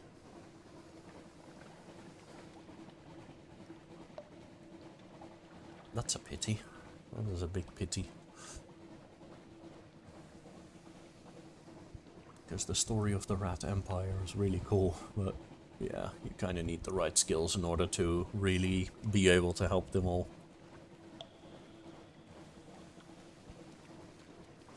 Ooh, there's a big one there.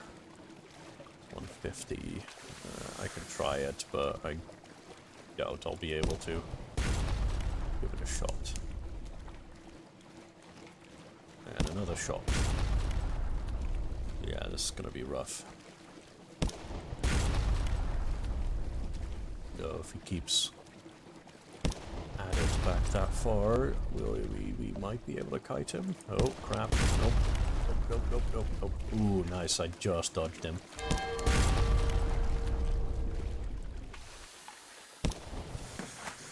Oh, I missed that.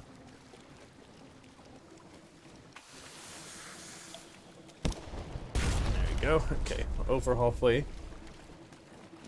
Oh crap! He dived. He dove. Let's keep backing up.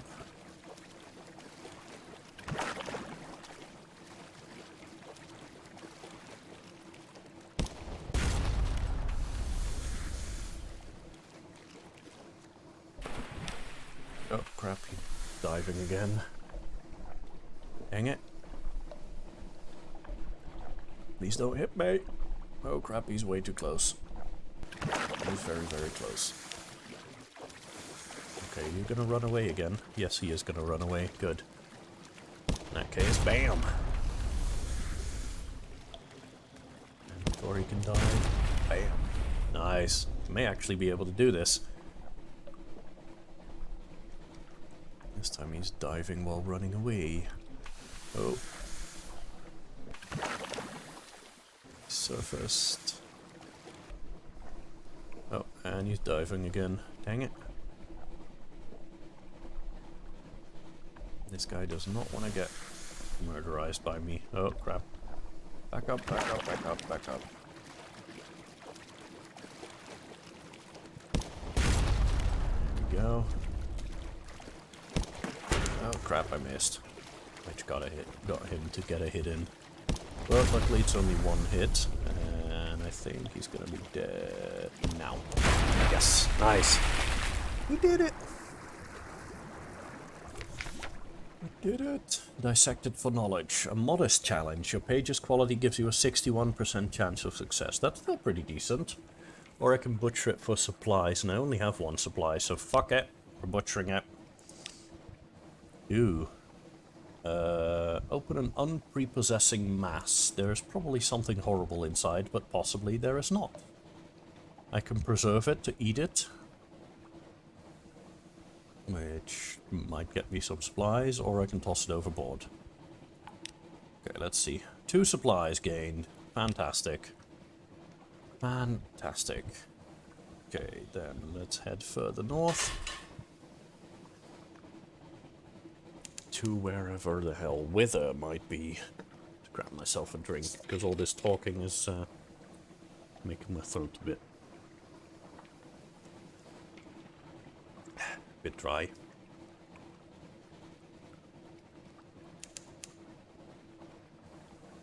There's a labyrinth over there.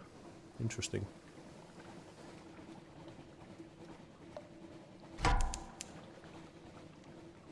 Oh crap, there's that shark again. Yeah, I'm not going to deal with the shark, because I'm pretty sure those sharks do a lot of damage. And my hull is already a bit problematic.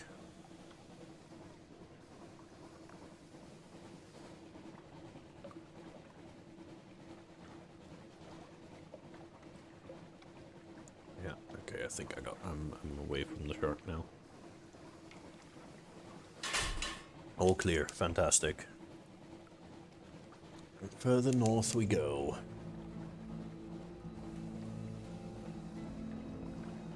Ooh, into the snow. Oh yeah, that right there, I need to not. Nope. That's Mount Nomad. That's literally a living mountain, and so is that small one over there. Life bug. Those are literally living mountains. And those things do a literal crap ton of damage, so I am going to bail the fuck out of here.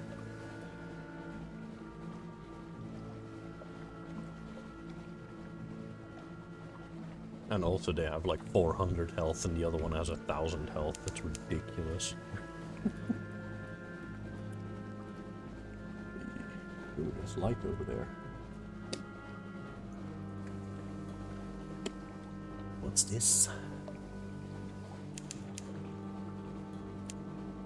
Census Arch. Oh crap, another one of those life bugs. I don't think it sees me. All clear. Ooh, there appears to be a town here on the shores. Is this Wither? This might be Wither. Andogard Harbour. Or maybe not. Oh no, this is Wither. Sweet. That's where I wanted to go. Fantastic.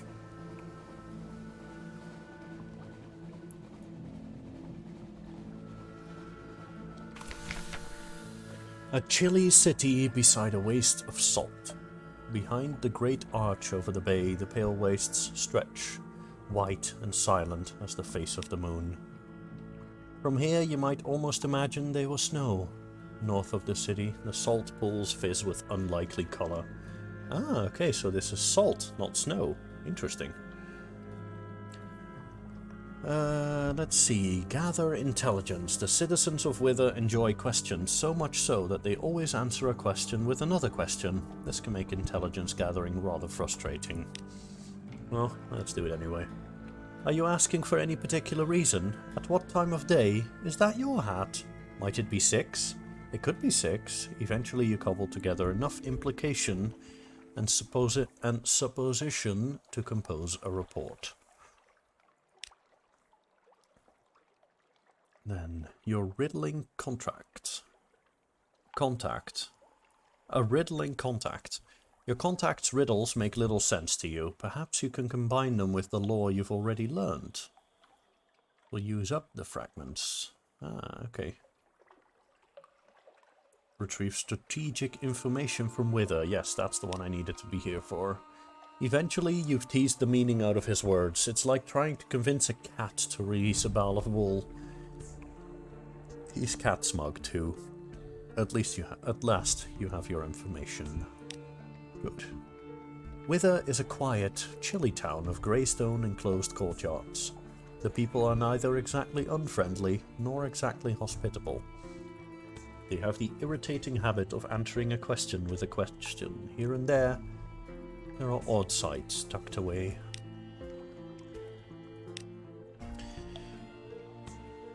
A contest of riddles, fisherfolk, sailors, a shady couple of likely pirates, and is that a drowny down by the water's edge?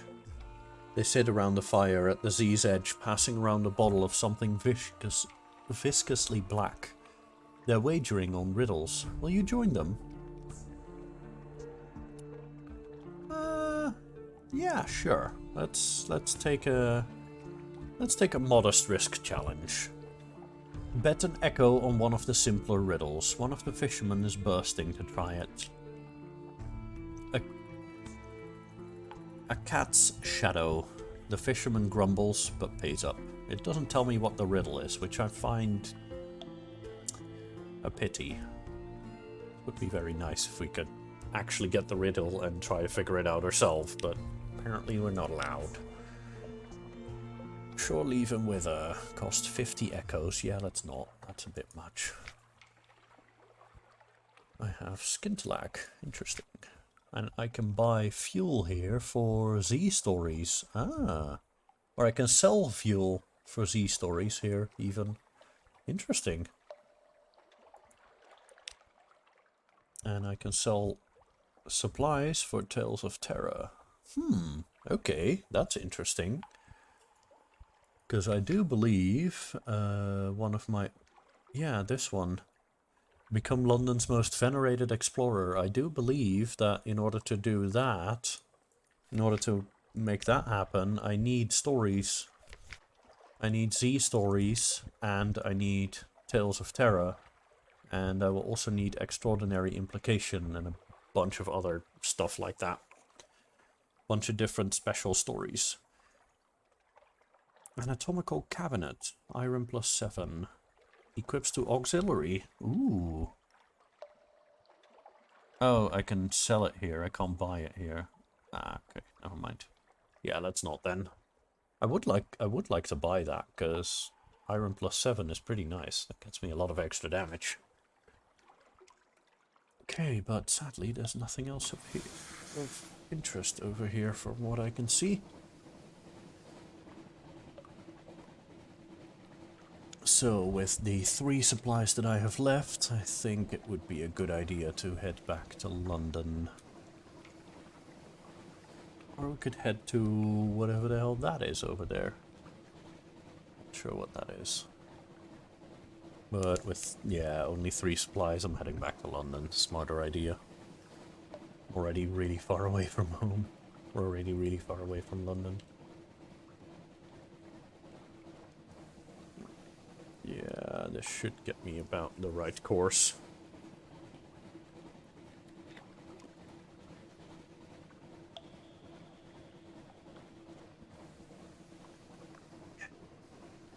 Hope I don't. Never mind. I was literally about to say I hope I don't encounter too much of combat, because my hull is rather down. I'm on 34 out of 50, or 34 out of 75. So that is a bit of a problem, potentially. Oh, crap. Well, that's something I can... Those I can kill, they're not too bad.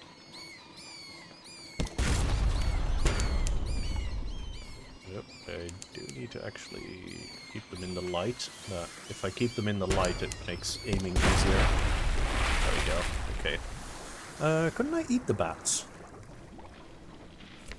Something tells me I can gather them up and gain supplies out of that. Yes, I can. Nice. Oh shit, that's very close. That is very, very close, that guy over there. Do not want to deal with that. Okay, but I am down on 1 supply right now still, which is a problem. I can't actually up this. Let's see if I can't buy us 1, maybe 2 supplies here to make it back to London, because this is a bit risky. Shops, let's see, I can buy 1 supply for 30 bucks. Yeah, I'll do that. Just 1. Should be fine. Let's see, Memory of Distant Shores. I can sell that here for 12 echoes. Interesting. Recent News can also be sold here. Visions of the Surface can be sold here. And Monstrous Almanac can be sold here for 1,000 echoes. Nice.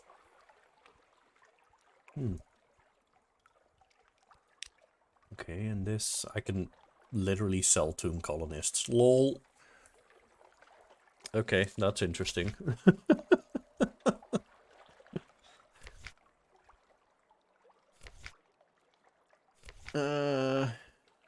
Yeah, there's not really anything here of note. So let's go back to London. With 2 supplies, I think I should be able to make it. And I'm down to 24 hull. So I definitely need to spend some money in London in order to repair the boat. Repair the ship.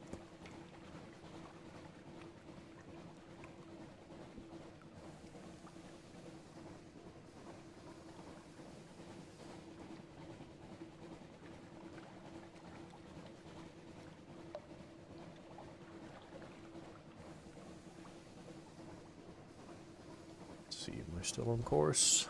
Yeah, I'm heading about the right direction. Slightly bit more to the right. Ooh, bats. I'm gonna eat those.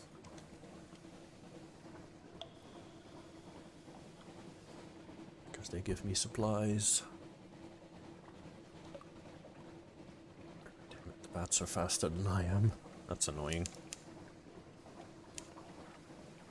There we go. Okay, we're good now. Bam. Okay. Hold on backwards. Oh, damn it. I was hoping to be able to kill them before getting hit. But yeah, hull's now down to 19, so I definitely need repairs. Okay, that gets me more supplies. Ooh, what's his? Okay. Those are friendlies. Oops. There goes empty, all clear. And then let's head to Hunter's Keep real quick before heading back to London. Boop. I can lunch with one of the sisters again. Last time I did Phoebe, so let's have lunch with Cynthia this time. Cynthia is the eldest, melancholy, pensive, occasionally dramatic. Cynthia grasps your arm and whispers to you. Her eyes are wide and blue, her hair is wild and tangled. Bats might nest in it. It seems that you... It seems to you that you are sitting on a hillside above a wide blue lake, listening to a story of a murder, an axe, a net, blood on scented water. Another chop, Cynthia asks. You've barely touched your food. Here, I'll have the maid wrap something up for you. You can't be hungry. It's not safe to be hungry. Gained 3 supplies, and I've lost all of my hunger. Fantastic. I've gained 1 supplies to make a total of 3. Iron remains unchanged. Okay, nice. And then let's make a quick port report here. we go. And then let's head out. Back over to London. Head south.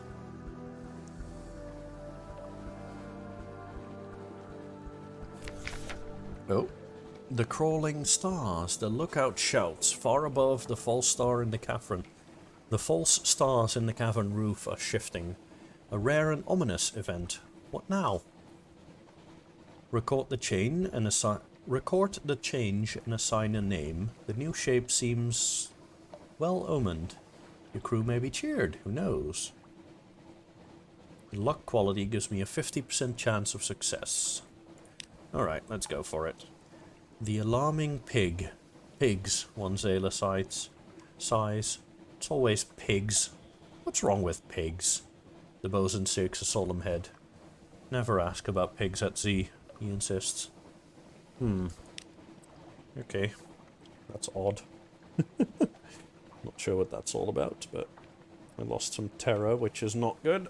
Or I gained some terror even, which is not good. Terror is 34. I may have to do something about that.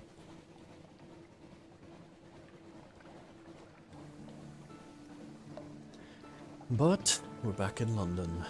Nice.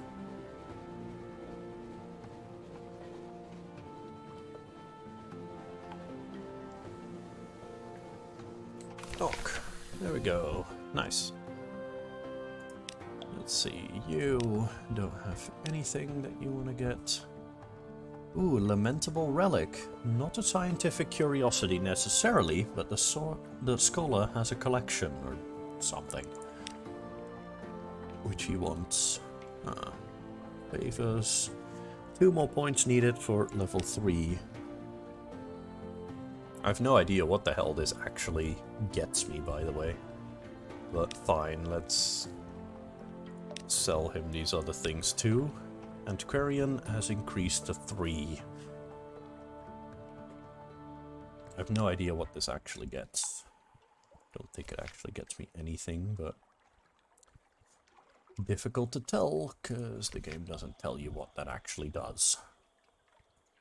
Let's head over to the Admiral, pass on the strategic information, which gets me 150 echoes. Nice, that's 600 total. And I've gained another favor. Sweet. Submit my port reports. Hunter's Keep. Wither. Shepherd Isle. Submit as unsubstantiated hearsay. Because I'll still get the money and the fuel for it anyway. Pigmote Isle. Which is now dead. Sadly. Quaker's Haven. And Abbey Rock. Let's ask if there's anything in particular that they need. Maybe there's another town that they want me to head to. Submit a revelatory chart. Let's find out if it's real. Ooh, I gained 250 echoes for that. Damn, nice. It passes muster, he remarks. The usual fee applies. Nice. Let's see if there's any particular mission that he needs me to go to. Retrieve strategic information from Port Cecil in the Principles of Coral, somewhere northeast of London. Okay. So we're heading back to the north then. Interesting. Let's see, I don't think... No, I think that's it. Let's head to the docks. I can hire more crew here. Crew no more than 9 for 30 echoes. That's... Yep, let's do that. I've lost 1 terror, which is good. I've gained 2 new crew, so I've got 9 now. 9 crewmen. Let's see. Put your ship in dry dock for repairs, of course. Let's see. I can exchange 1 point of Admiralty's favor for 2 to 3 fuel. Okay, that is a thing. Ooh, completely repair your hull for Admiral's Favor. 25 echoes.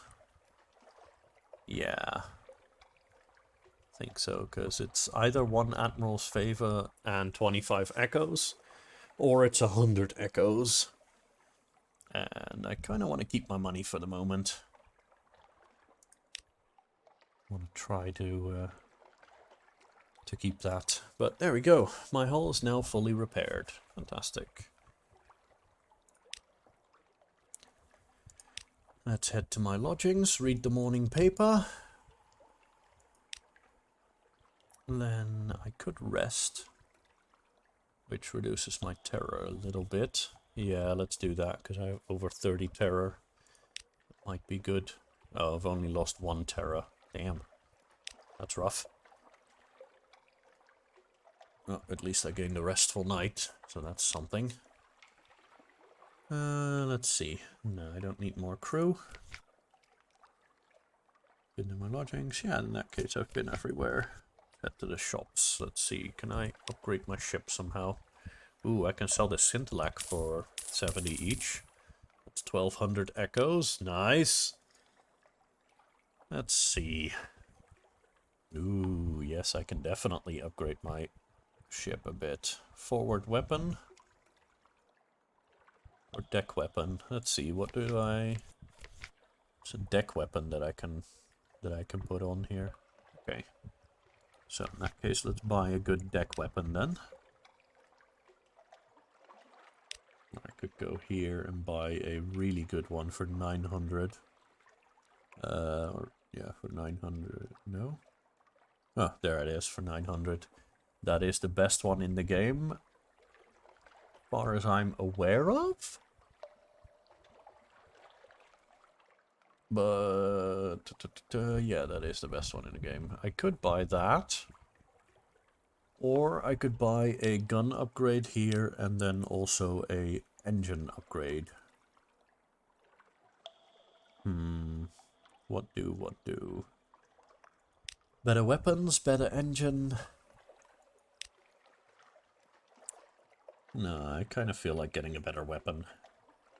That way we can head out a bit further to Z. And maybe even do some interesting things.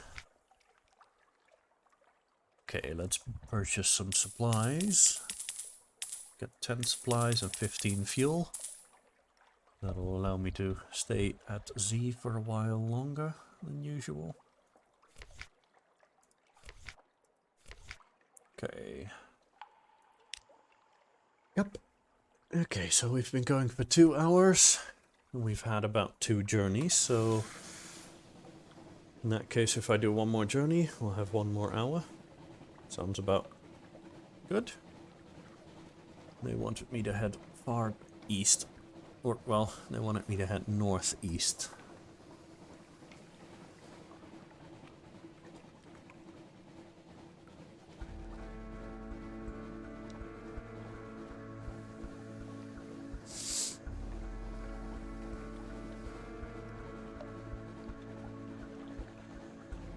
Pass by Hunter's Keep because it might be able to use my news from home in order to get some supplies from them and eat before I start the journey proper.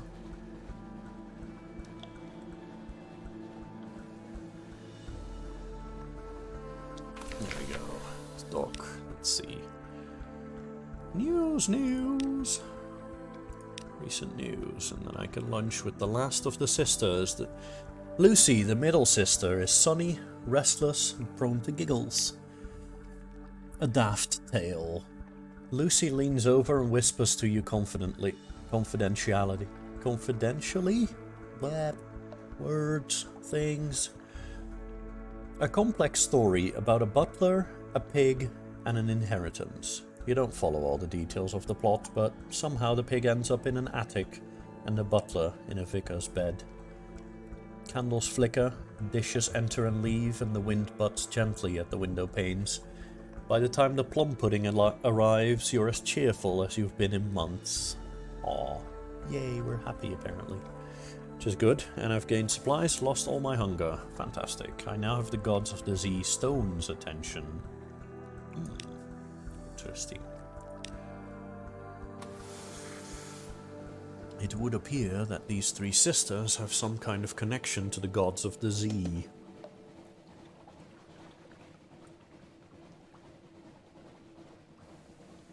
Yeah, let's head all the way east. Go straight east. See if we can't find anything of interest there.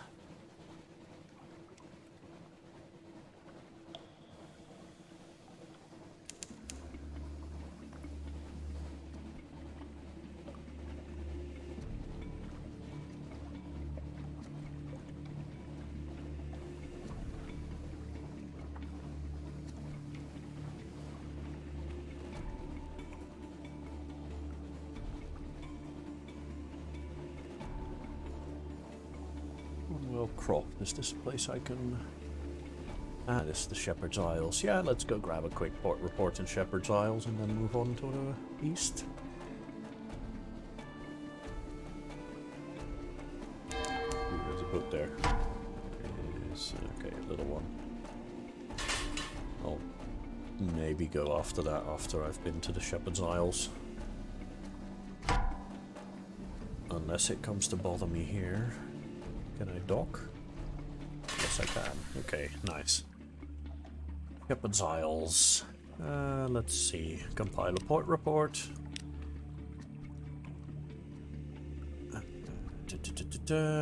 Tales of the Three Graves. Who sleeps beneath the turf over on that island to the northwest?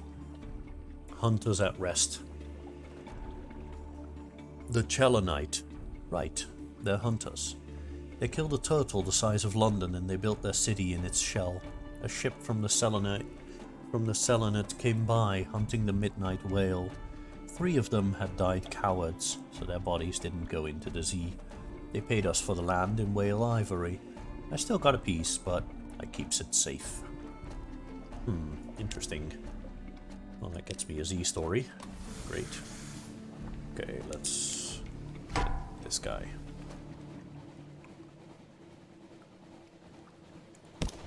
Damn.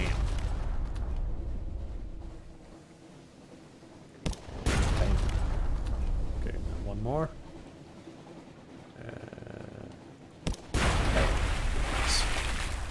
Oh, and I just remembered I need to actually put my new weapon on there. A new case of curiosities. I got a firkin of honey. This is what they call prisoner's honey, wrung by the lamplighter bee from the exile's rose. I wonder who made up all these names, remarks able seaman Carget. Someone who has read a sight too many books, I'm thinking. Dude, smash into the side there. Okay, let's actually get my new gun here. There we go. Let's equip that. Wait, what? Can I not equip this? Oh, I can only do that at port. Okay, in that case, let's head back to port real quick. Whoop. Back to the Shepherd's Isles. Oopsie.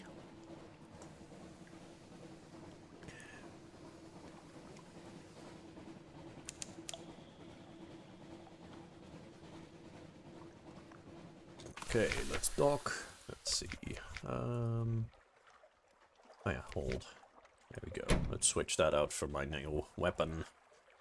Hull damage plus 18, life damage plus 18, crew damage 2, warm-up time 4 seconds, whereas my old one was hull damage 8, life damage 8, crew damage 1, and warm-up time 4 seconds. So the warm-up time is the same, but it does more than double the damage, which is fantastic.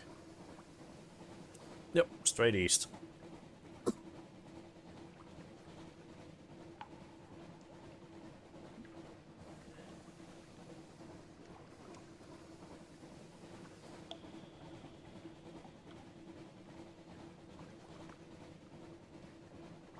Right into the mists. Let's use the little Z-Bat, see if we can't find anything of interest nearby.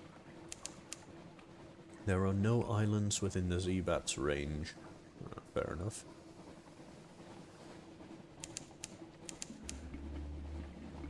Ooh, there's another pirate ship. Ooh, that's a bigger one. Let's see if I can't quietly sneak up on them. Think they've seen me yet? Oh, now they've seen me. Bam! Okay, let's try and stay behind them. At least in a corner where they can't hit me.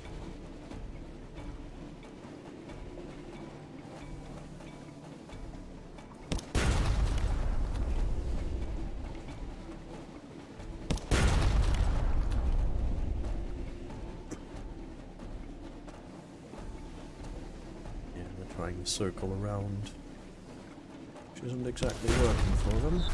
Oh, that's a flare. Bam. Just gotta keep turning with them. Oh, crap, they got me. But I think I got them. Alcaeus class Corvette. Got him. Nice. See, that's why I wanted the better weapon.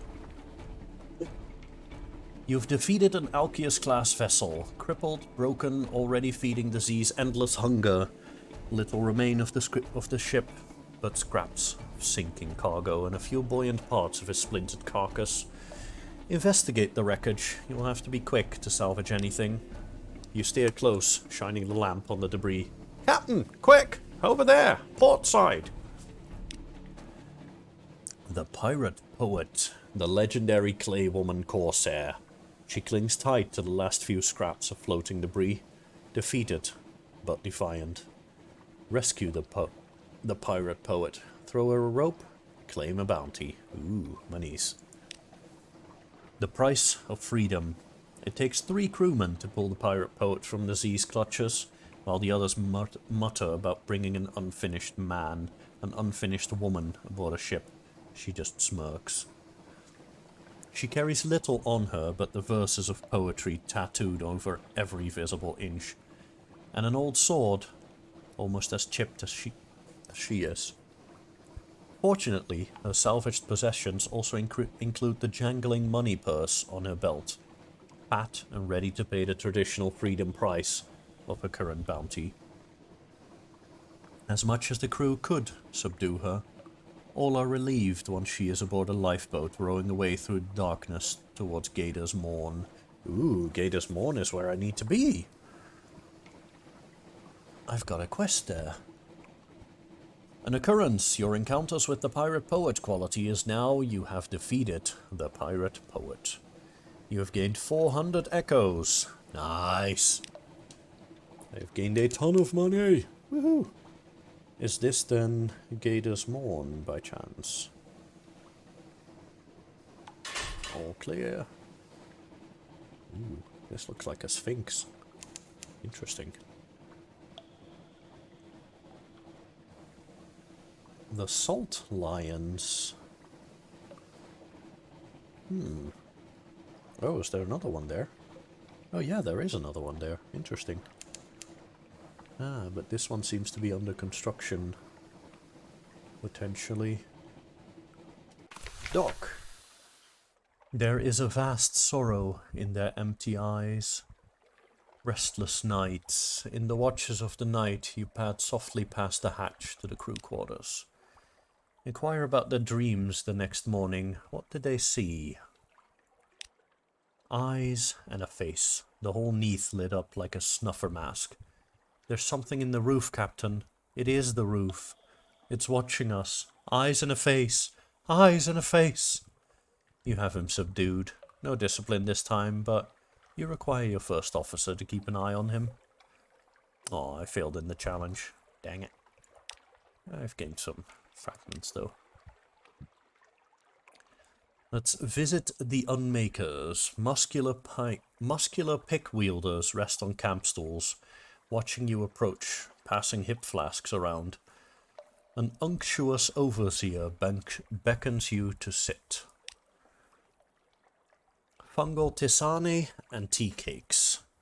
We get funding from the bazaar, it's true, but Station 4? I wouldn't call us Station 4.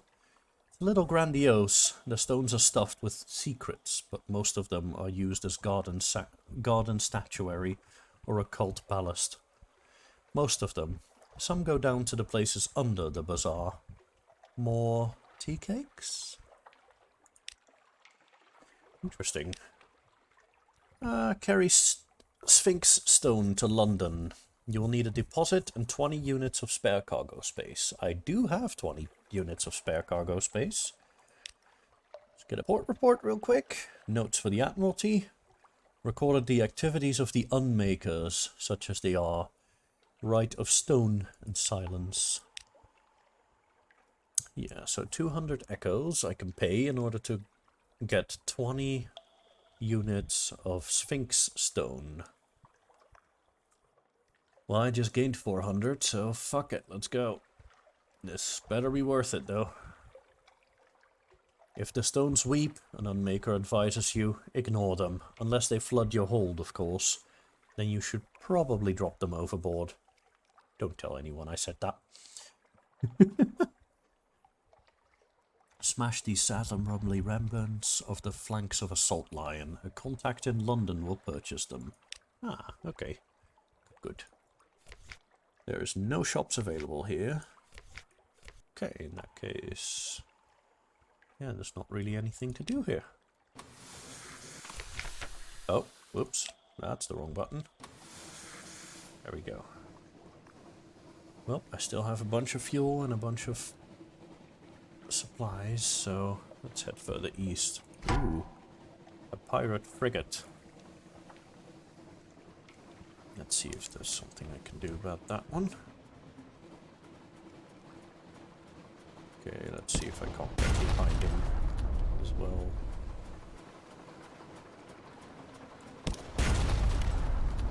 Yes. Okay, nice.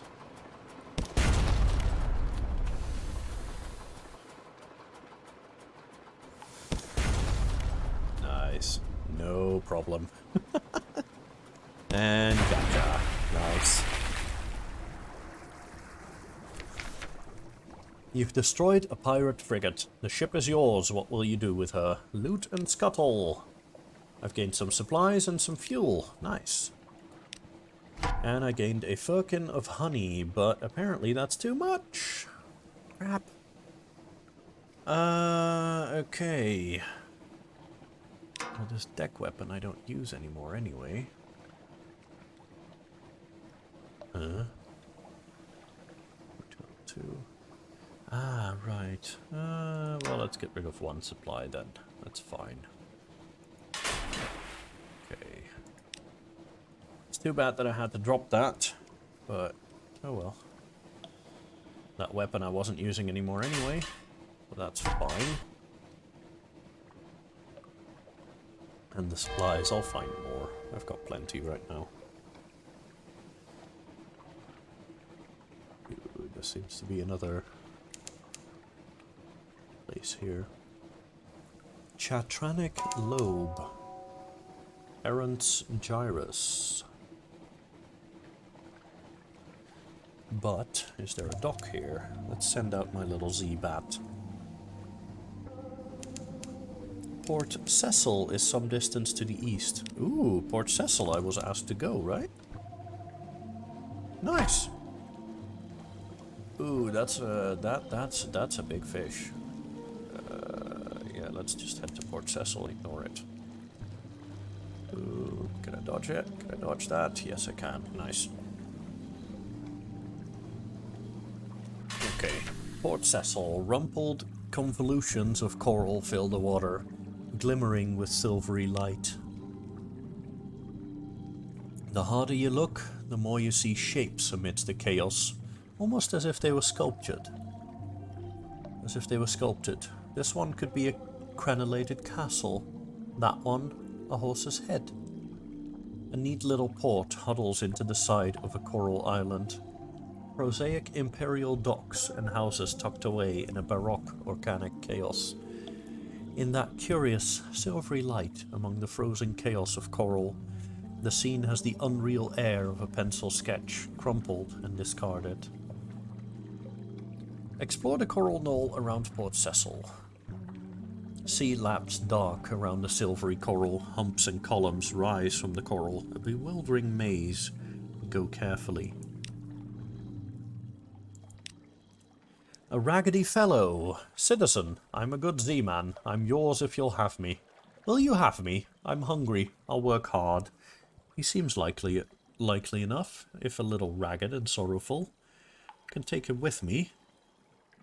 Gets me an extra crew member, it seems. I'll pay for his passage home for 250 echoes. Yeah, that's almost all my money. Let's take him with me. Taking a chance. You won't be sorry. I'll work double watches. Ask anyone. They'll tell you I have a good name. Yes, yes. Eventually you'll get him to stop talking. His enthusiasm is promising, if a little pitiable. Nice.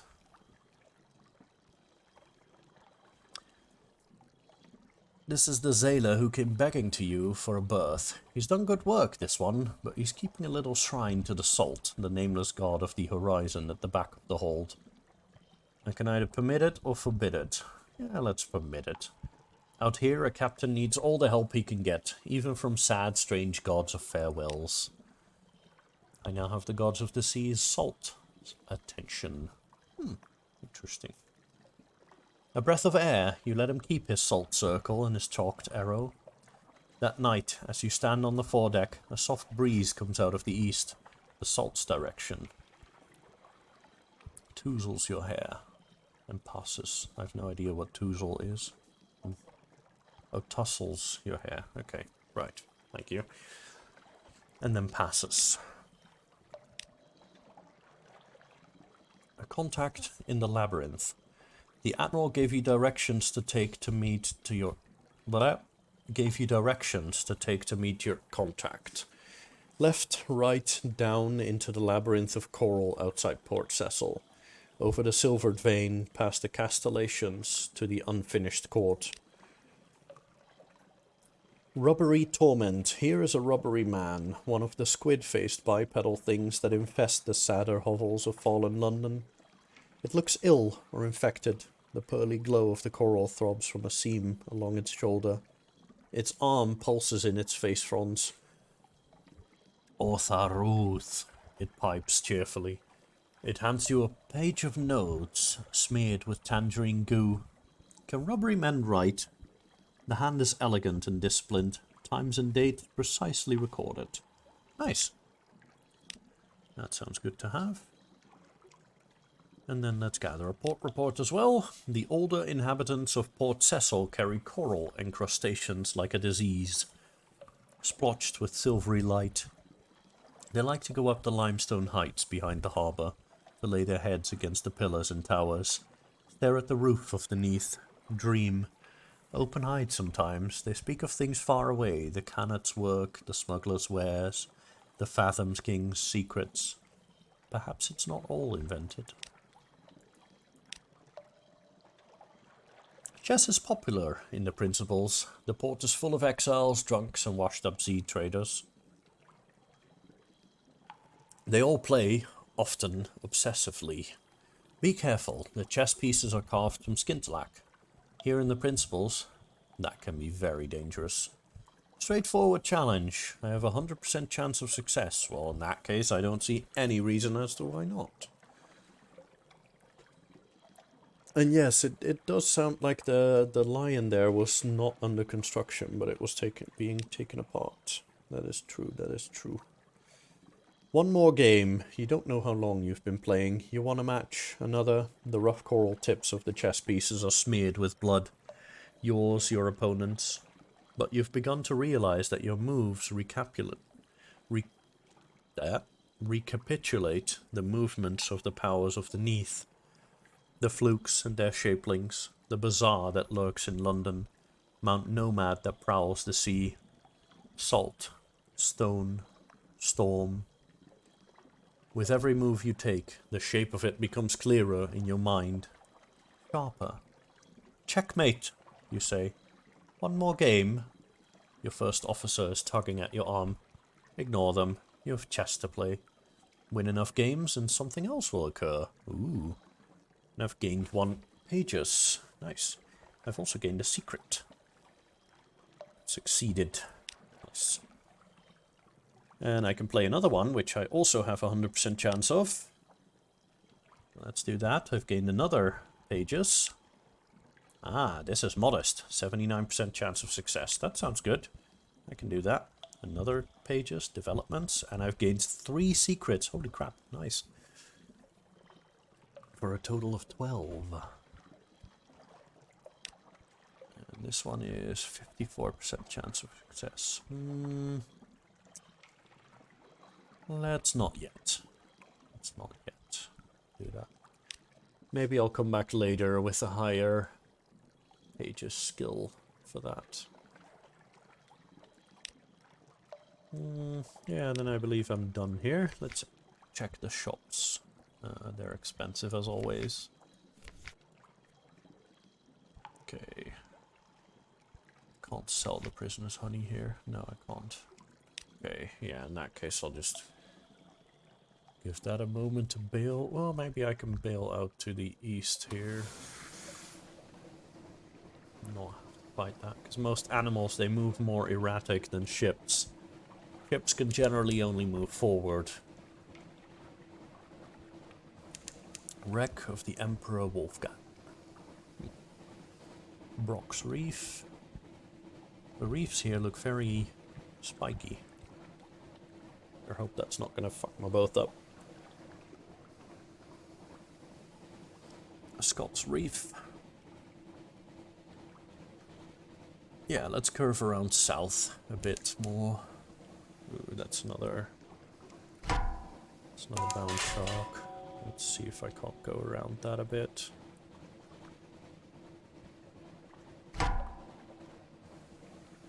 Nope. Seems he's... though, maybe? Oh. I'm not quite sure whether he wants to attack me or not, but it seems that I'm faster than him. Which I am perfectly okay with.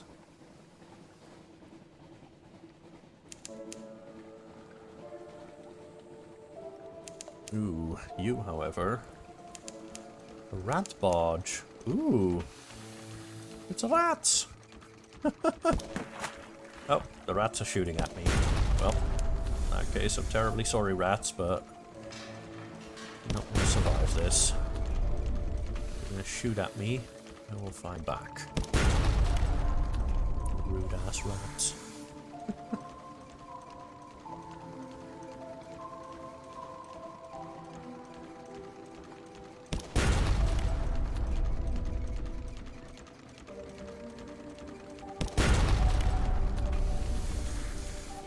Ooh, they're moving backwards. Interesting. Ships don't do that. But I can move backwards too, so that's fine. Bam, got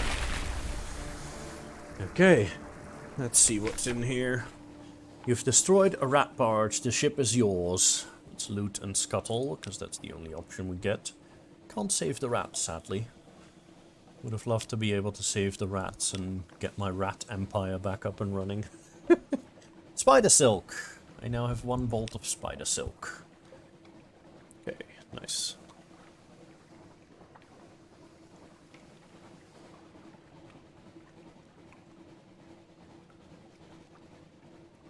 Nuncio. Ooh, that is a man with a rat.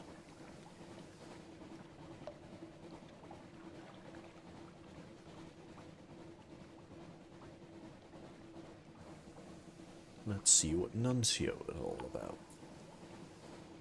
I can sound the all clear as well.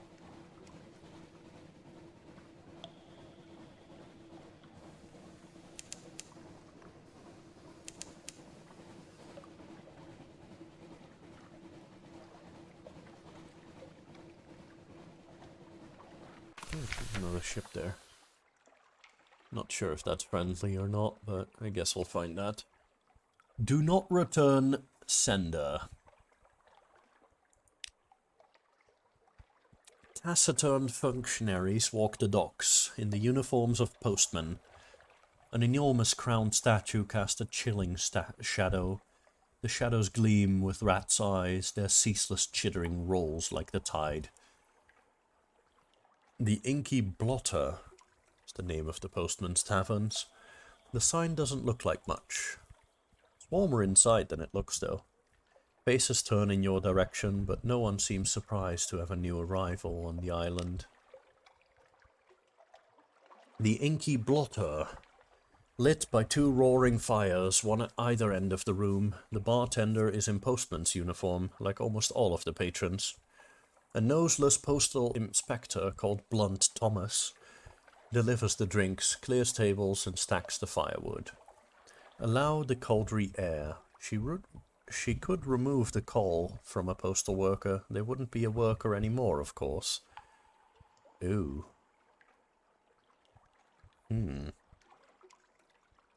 Okay, sure. The hairless postwoman won't hear of it. But you do get one taker. I miss London, he says. I'm tired. The inside of my mouth tastes like stamp glue. Blunt Thomas gives you a bottle of rum in the use of the basement. No amenities, but I don't fancy clearing the blood off of a better floor. The patient takes off his uniform for the last time and lies on the cold floor. No spectators, says the cauldry air harshly, and puts you out of the room. She comes out later with a scrap of skin from the patient's chest. The patient follows, whistling a tune from Mahogany Hall. You now have one cauldry souvenir from one of the cauldry air's amputations. Right. So that's a thing. That's a bit grim. Explore along the beach. There's a long stretch of shale dotted with washed-up kegs and barrels and smaller flotsam. The rocks slip and slither underfoot, but you keep your balance. I can argue with a man holding a broom, assist a man holding the broom, or rescue a parcel that won't stop meowing. Yes, let's rescue the kitty, because that sounds like it's a cat. Ow! The parcel's contents are not at all pleased to make your acquaintance. A yellow glare, a flash of claws, a distinctive odor. Then the horrible animal is out of sight. You'd like to believe it will come to regret mauling you, but alas, it's likely to regard this rat-infested island as a paradise. Your left cheek will never be the same. Aww. And I've gained terror. Damn it. Well, let's assist the man holding a broom. Let's be nice. Both of you together still won't achieve anything, but maybe he'd feel better. Every lap of the wave drags up some new letter of parcel. The face of the water is dotted with them, as far as you can see in this blackness, carried by a powerful current. The man holding a broom is determined. He keeps shoving letters into the sea, and the sea keeps shoving them back. Well, let's help him out. Surprisingly soothing. In the long term, what you are doing won't make the slightest bit of difference. Every sodden bit of paper you fling out to sea will come back in a few hours. But for now, you manage to clear a little patch of shore. A few feet on each side. The stones are bare, as they should be. Your companion turns his head towards the sound of your work and gives you a little nod. An occurrence. Your nuncio learned in postal secrets quality is 1. I'm aware of flotsam and jetsam. I now have 1, a newcomer in nuncio, cultivating friendships with postmen, and I've lost some terror. Yay! Study the odd currents here. Your page's quality gives a 64% chance of success. That sounds good. Let's do that. On all sides, you make a complete circuit of the island. The whole shoreline is alike, all of it covered in debris, all of it washing steadily inland from every direction. Not the work of some directional current, it's more as though the whole Untersee were draining into Nuncio. Except, of course, that force did not affect your ship when you came this way. It does not stop ships leaving, evidently. It works only on the post. Interesting. Quite interesting. Okay, let's return to the docks and compile a port report. Most of the inhabitants were Londoners once, but that doesn't mean they are now. Uniform behavior, cataloging all the peculiarities of the place, takes many pages. The tailor who imports gilt buttons and braids just to be able to keep everyone's uniform in condition, the fashion of wearing a post bag with nothing inside. Wearing it open, wearing it upside down, torn apart, or as a hat, wearing it in any way that will show it doesn't have letters in it. Then there are the sitting rooms, papered in cancelled stamps. The bergamot pomegranate curd on toast, the commerce in rat corpses, the hatred of cats, the absolute custom against ever ensuing a paper invitation for any event, no matter how formal. It's the familiarity, the not quite Londonness of the place that makes it also odd. Well, let's head to the Postman's Tavern. I was there already. Oh, okay, there's a lot more to do now. Lit by 2 roaring fires. I've already read that. Listen in on postal tall tales. Ask why the local currency consists of rat. Ask why the hairless postwoman is hairless. Ask about the big statue. Ask how they'll occupy themselves. Ask why letters wash ashore. Okay, let's just start asking questions. Listen in on postal tall tales. Fishermen brag about fish that got away. Postmen brag about hard deliveries. Amazing what you get for a penny stamp. Delicate bottles lowered down chimneys on a rope. Do not fold under any circumstance. Letters curled through a narrow slot. Rattling, groaning crates brought back to the same address every day for 22 days running. The windows they pried open, the servants they bribed, the delivery surcharges they paid out for their own salaries just to get rid of one more packet. It's hard to tell which they hate more, the senders of mail or the recipients. Stands to reason, if the message was a welcome one, they'd tell the other fellow in person, reflects the hairless postwoman. Why does the local currency consist of rats? 2 strings of rats for a pile of ale. 3 strings for wine, 5 for the tolerable brandy under the bar. Scarcity is not an issue. The hairless postwoman at the end of the bar smiles mirthlessly. Or maybe it's just a lack of eyebrows that does it.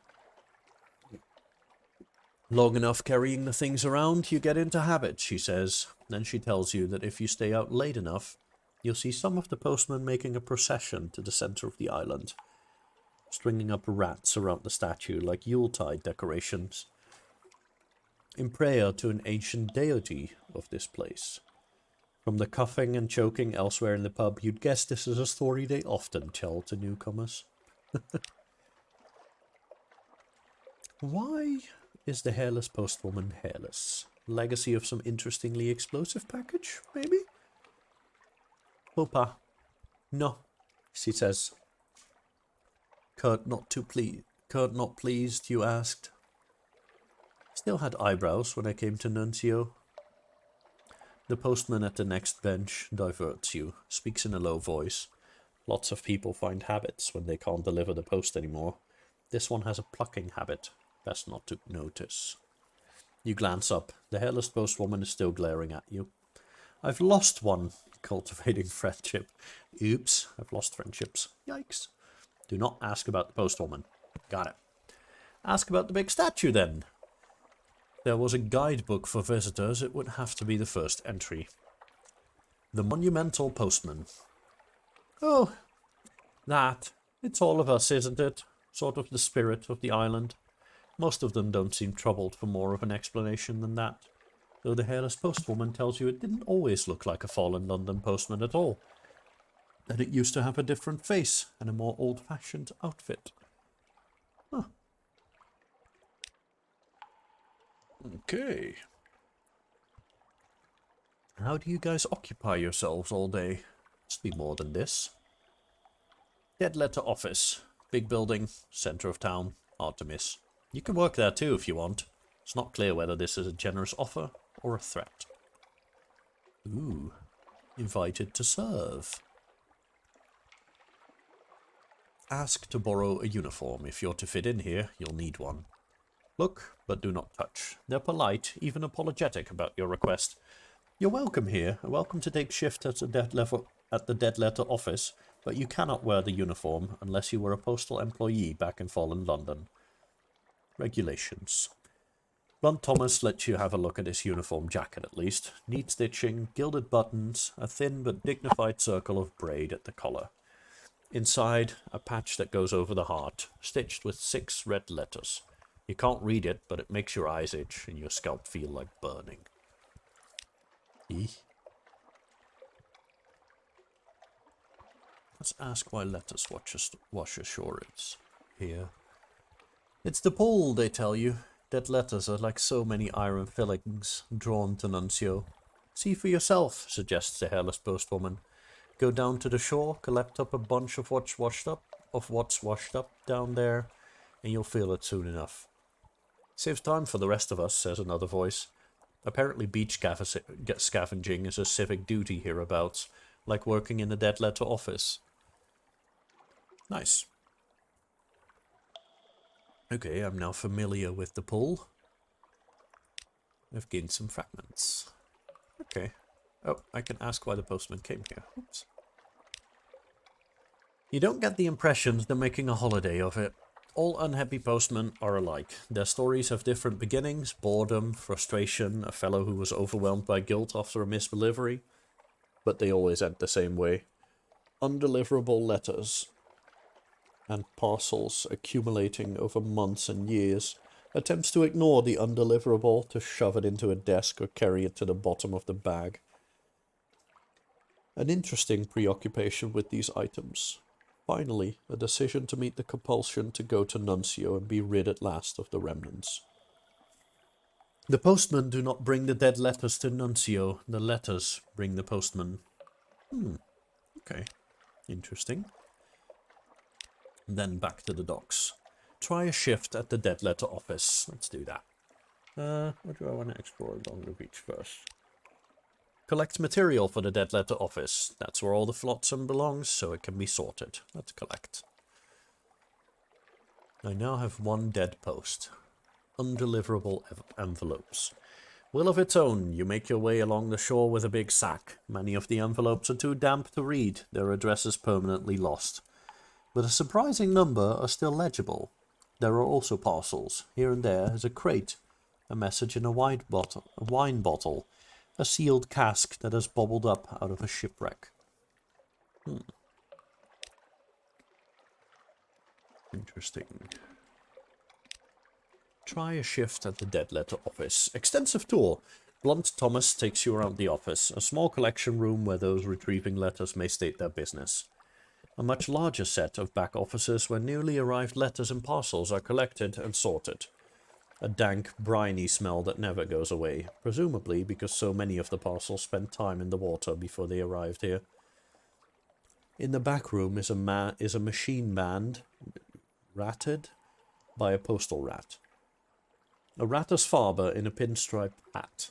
It shovels sludge-damped letters into the machine's hopper, and they come out dried, cleaned, pressed, and sorted into slots by size and quality of paper. Little rat guy. He looks adorable. He does look a bit shifty, though. Feed your undeliverable letters into the sorting machine. The gleaming hopper awaits. 52 categories. After prolonged whirring, the machine begins to distribute. 7 invitations etched in gilt into correspondence of the aristocracy slot. Jesus Christ. 2 oversized parcels, probably containing books, into the books tray. 1 stamped bronze tablet that drops with a clang into the bin marked First City. The postal rat watches all of this with an air of satisfaction. I'm now an experienced shift worker. Nice. Ask the postal rat for a key to the basements. Sure. No trouble at all. He's surprised by the request. Most postmen don't like it down there. No one ever asks for a key, but he'll cut you a new one. Just be careful in there and come out if you start to feel wrong. Authorized for backroom access. Nice. Let's open the backrooms. Deep and deeper. You had expected a few shelves of supplies. More files of letters, a few years older. No, it's a pit. So deep that lantern light does not show the bottom. A spiral walkway descends along its wall, and that spiral opens wider as it goes, as if you were looking through the narrower end of a very large shell. Lining this wall are shelves and nooks, unevenly sized. Some are a few inches square and contain single scrolls of papyrus. Others support crates bigger than coffins. They're made of a woody fungus, grown to meet requirements. There are no marks of carpentry or any of the postal rat's handiwork. 3 turns down the spiral and you feel you can't breathe. Time to leave. You can come back later. Maybe. Tell the postal rat about your basement findings. It gives you something new to chat about. Troubled, but not surprised. They say that's been there since before we came. Before there were Londoners underneath. Before there was a dead letter office. There was someone else. And they built the last layer on top of what was there before, and so on. When you press him a little further, he says, I've been down there. Didn't like it much, but I wanted to test my machine. Thought I could handle some of the very old dead letters. That would be a good sign, you know. Evidence the machine was in working order. Good strong sorting categories and so forth. He pauses. There's letters down there that set your hair on fire if you so much as look at them. See the bald patch on my left leg? That wasn't a machine accident. Oh no, that singed right off as soon as I put my nose into one of these letters. That's a thing. The hell? I got a tale of terror and an extraordinary implication. Ooh. Interesting. I can descend into the basement with mirrors. But that gives me only an 18% chance of success. Or I can descend into the basement with flame, which requires a flare, 5 foxfire candles. Yeah, that's it. A flare and 5 foxfire candles. Don't believe I can buy any of that here, can I? No, I cannot. Yeah, in that case, I think I'm just going to head out. Moving on. Let's see, is that friendly over there? Are you friendly? Yeah, you seem friendly. All clear. Ooh. That's a rat bark stuck in thing. Nice. That might get me some more supplies. Boop. Boop.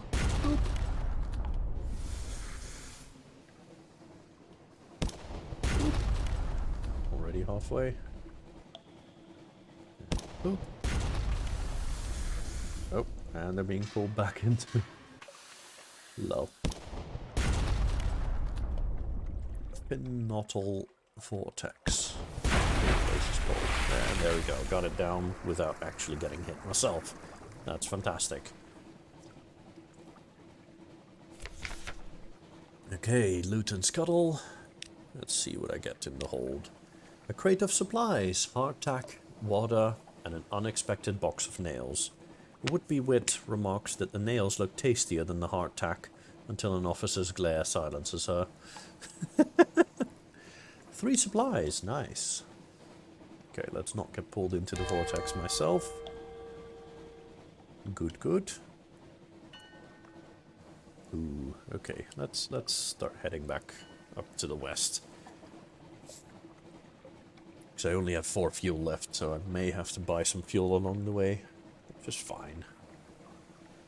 Hope I encounter something along the way. I will definitely need to start heading back to London. And that would make this journey the last one of today.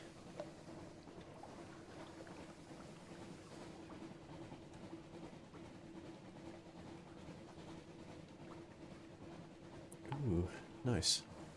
That gets me a little light. I have fed the crew. There's more light there. If I stay in the light, my terror raises slowly, or raises slower. Ooh, what's this? This is Eakin Rock. Doesn't look like I can actually get here. Ooh, Morn? Is that Gator's Morn? That is Gator's Morn. Nice.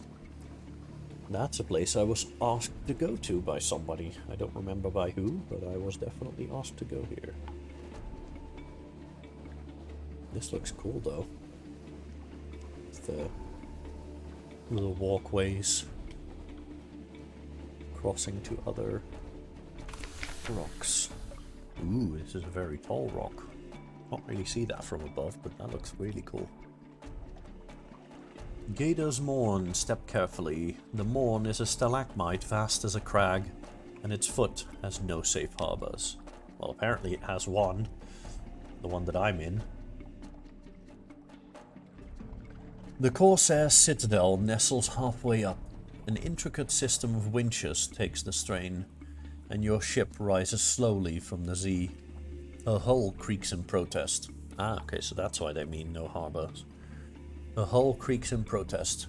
Grizzled sailors groan and cling to stanchions. Higher, higher. Now the Untersee shimmers like glass below. Children clambering in crevices cheer and wave alarmingly. The winch motor slows, and you hang in a cradle next to a red-bowed pirate cutter. Let's drop off the travel writer. Here's your payment, citizen. I'll be back by the evening bell. We'll discuss my next destination then. Ooh, there's more destinations. By the evening bell, the travel writer sets across the plank with a good speed, his briefcase in hand. It seemed heavy, although he claimed it held only documents and writing equipment for an interview with a pirate king. The day passes relatively peaceful. There are brawls, but in good fun. The blood washed away with celebratory beer. By night, the boisterous cheer has given way to whispers about an uncommonly brutal murder, executed within an experimental shipyard. They say you couldn't enter the yard without stepping in the victim. The travel writer returns. He greets you with a curt nod as he boards your ship. I gained 150 echoes. And he has a second request. The August travel writer's request. The August travel writer flips through his notebook while on your deck. Awful thing, that murder. Commonplace here, I suppose. Fortunately, my interview was illuminating and my business on the morn is complete. We can depart. I've another port to visit, if you'd care for another 150 echoes. Yeah, that sounds good. Splendid! The travel writer snaps his journal shut like a trap. The Cumian Canal next, I think. The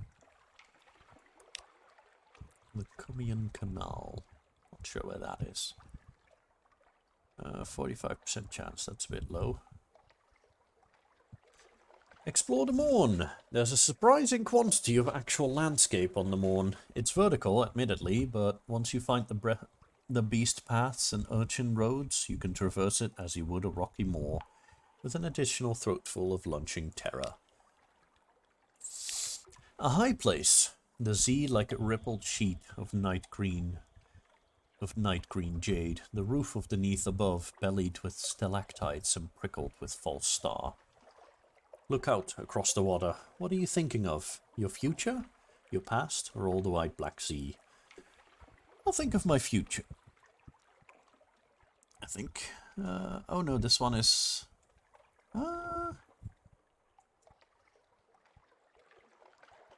Become London's most... okay, I do have... Okay. The past or the future? Let's go for the future. From up here, your future looks glorious, if not exactly bright. Better days coming. You are the captain of your ship, but never the captain of your fate. One day, though. One day.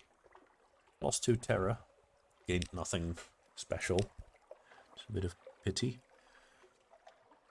Another afternoon at the Errant Limpet. A drinking den by the dock cradles is a good place for your crew to find companionship and let off steam, but although Gator's Morn is a free port, the Corsairs prefer their own and look askance at respectable Londoners. Oh, I've gained terror for doing that. Balls. Time to move on, it says. Yeah, I think so. Gather intelligence. Ooh, a tough challenge for a port report, apparently. Well, I'm gonna do it anyway. Fails 30, failed in a challenge. Dang it. A dislike of spies. You are one of your more villainous-looking sailors during the dice game. Villainous-looking, but you know for a fact that she tithes to charity and has a delightful singing voice. The topic turns promisingly to pillage and ambush, but your sailor is a little too forward with her questions. There's a scuffle and a stabbing. You escape. She does not. Aww. I lost one of my people. It's too bad. At least I got a port report out of that, so that's something, I guess. Okay.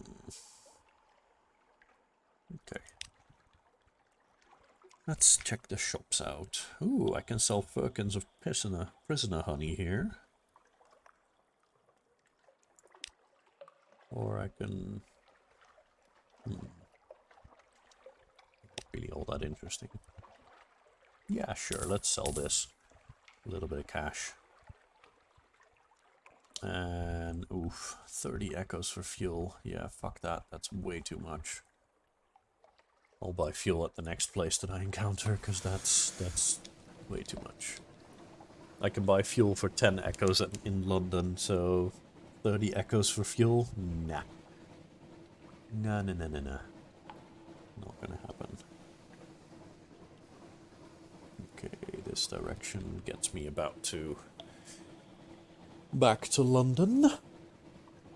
Back to civilization, because apparently this place is a bit piratey.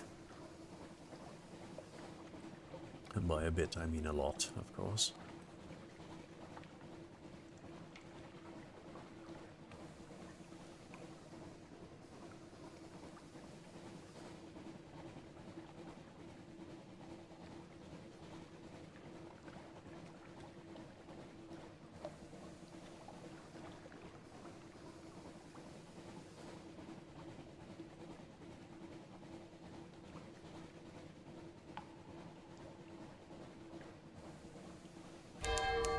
Discovered Patrick's Lot, apparently.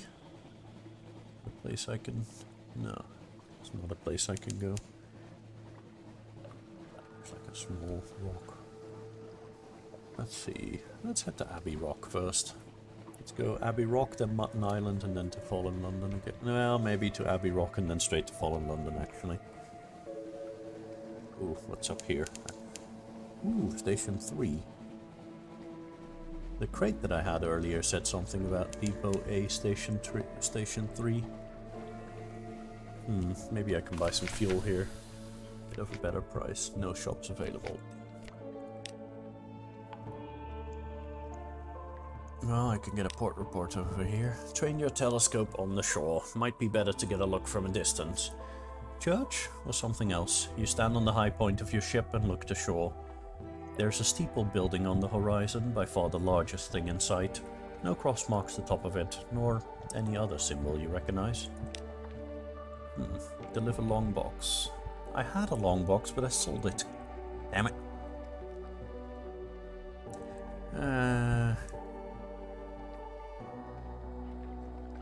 Well, I can try the gate. The only way past the walls is an imposing but sturdy looking gate.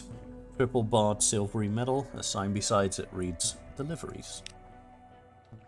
There's no way in. The metal is steel hard and icy cold to the touch. Attempts with chisels and crowbars fail. Perhaps if you could bring the ship's guns to bear. But no.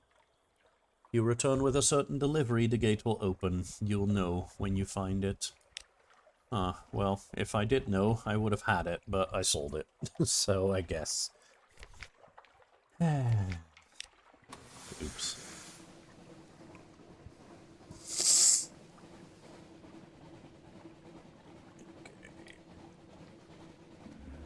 Let's hope I can get some fuel on Abbey Rock, because otherwise I'm gonna be fucked. I'm a bit too far from Fallen London to make it with just one bit of fuel. I'm good on supplies still, luckily, but yeah, fuel's gonna be an issue. I have no idea what the hell is up there, but I'm just going to try and ignore it. Unless it... Oh, it's just one of these that I think I can one-hit these. For knowledge, 100% chance of success. Sure. Oh, science!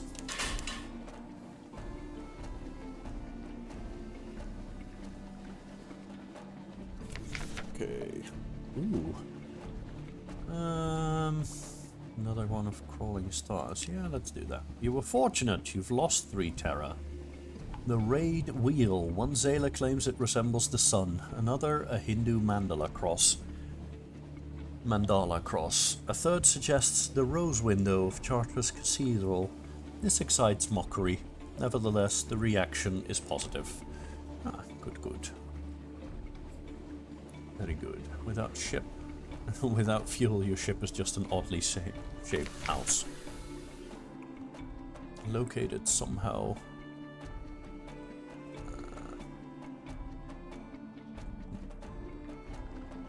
Located somewhere. Okay. Located somewhere you really don't want to live. Ah, right, okay. Abbey Rock.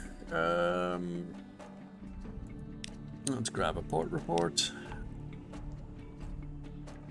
I can knock at the gates without news.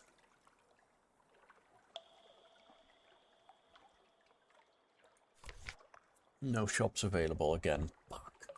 I was really hoping to grab some fuel here. What about desperate measures? Let's... Ah, okay. One supply. Unlucky, dang it. Let's try that again. I was fortunate and gained 1 fuel. Fantastic.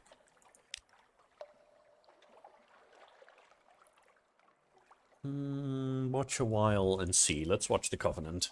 Dangerous training. Like huge and deadly herons, the sisters talk. The sisters stalk along the very tops of the walls.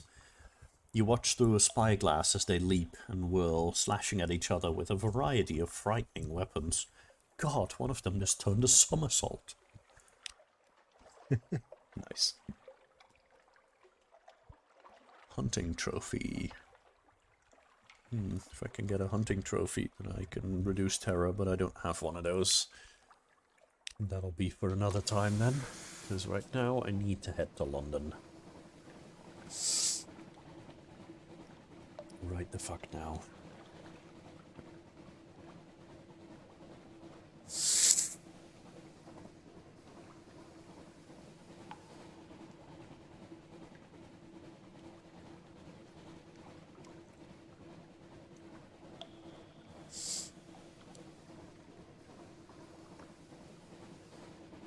There's another lighthouse here on a boat. We passed by this earlier. Let's check this out before we quit. One last dock. Light ship, far from home. Its clear light, its clear bright beam warms the way. I can purchase fuel for 20 echoes here. Well, that's a little bit too late. Yeah, a little bit too late. They long for news of home. There's no shops here, it's just... okay. Well, not much to go off then. Let's just head home to London then. End this nice trip.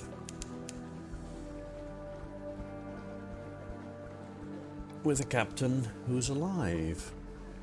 Because this game basically counts on the fact that your captain will eventually die. Offer of assistance. 100 echoes to get to dock. Yeah, fuck that.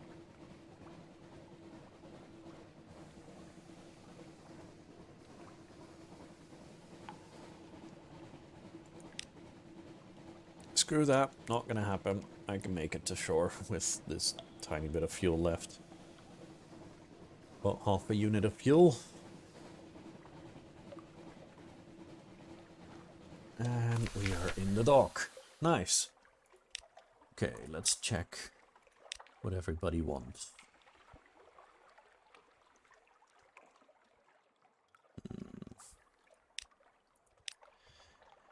Let's see. Deliver the Sphinx Stone. Unlocked with 20 Sphinx Stone. I've gained 500 echoes. New total 1029 echoes. Sign, sign, sign. Here's a receipt. Here's a distraction contract.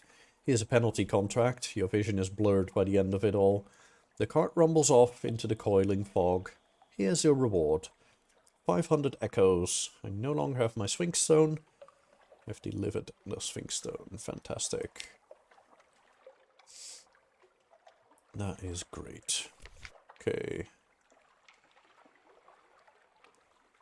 Let's head back to the Dark Spectacled Admiral. Let's pass on the strategic information that he asked for. Invisible eyes. He's hard to read with those glasses, but he reads the summary intently. Satisfactory, he says at last. Imminently satisfactory, actually. Good work. Take this for your trouble. The clerk will see you paid. That gets me another 150 echoes. Nice.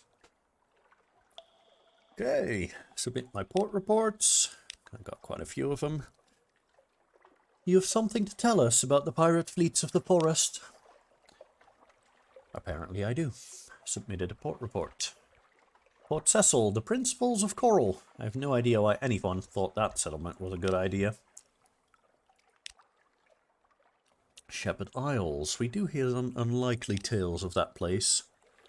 I agree. It does seem implausible.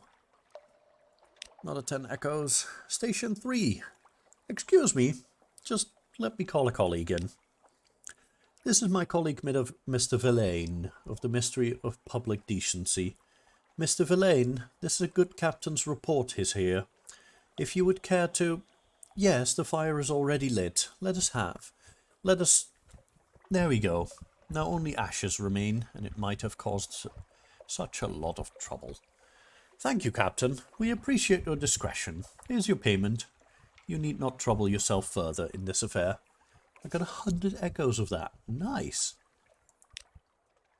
I'm rich. Nuncio.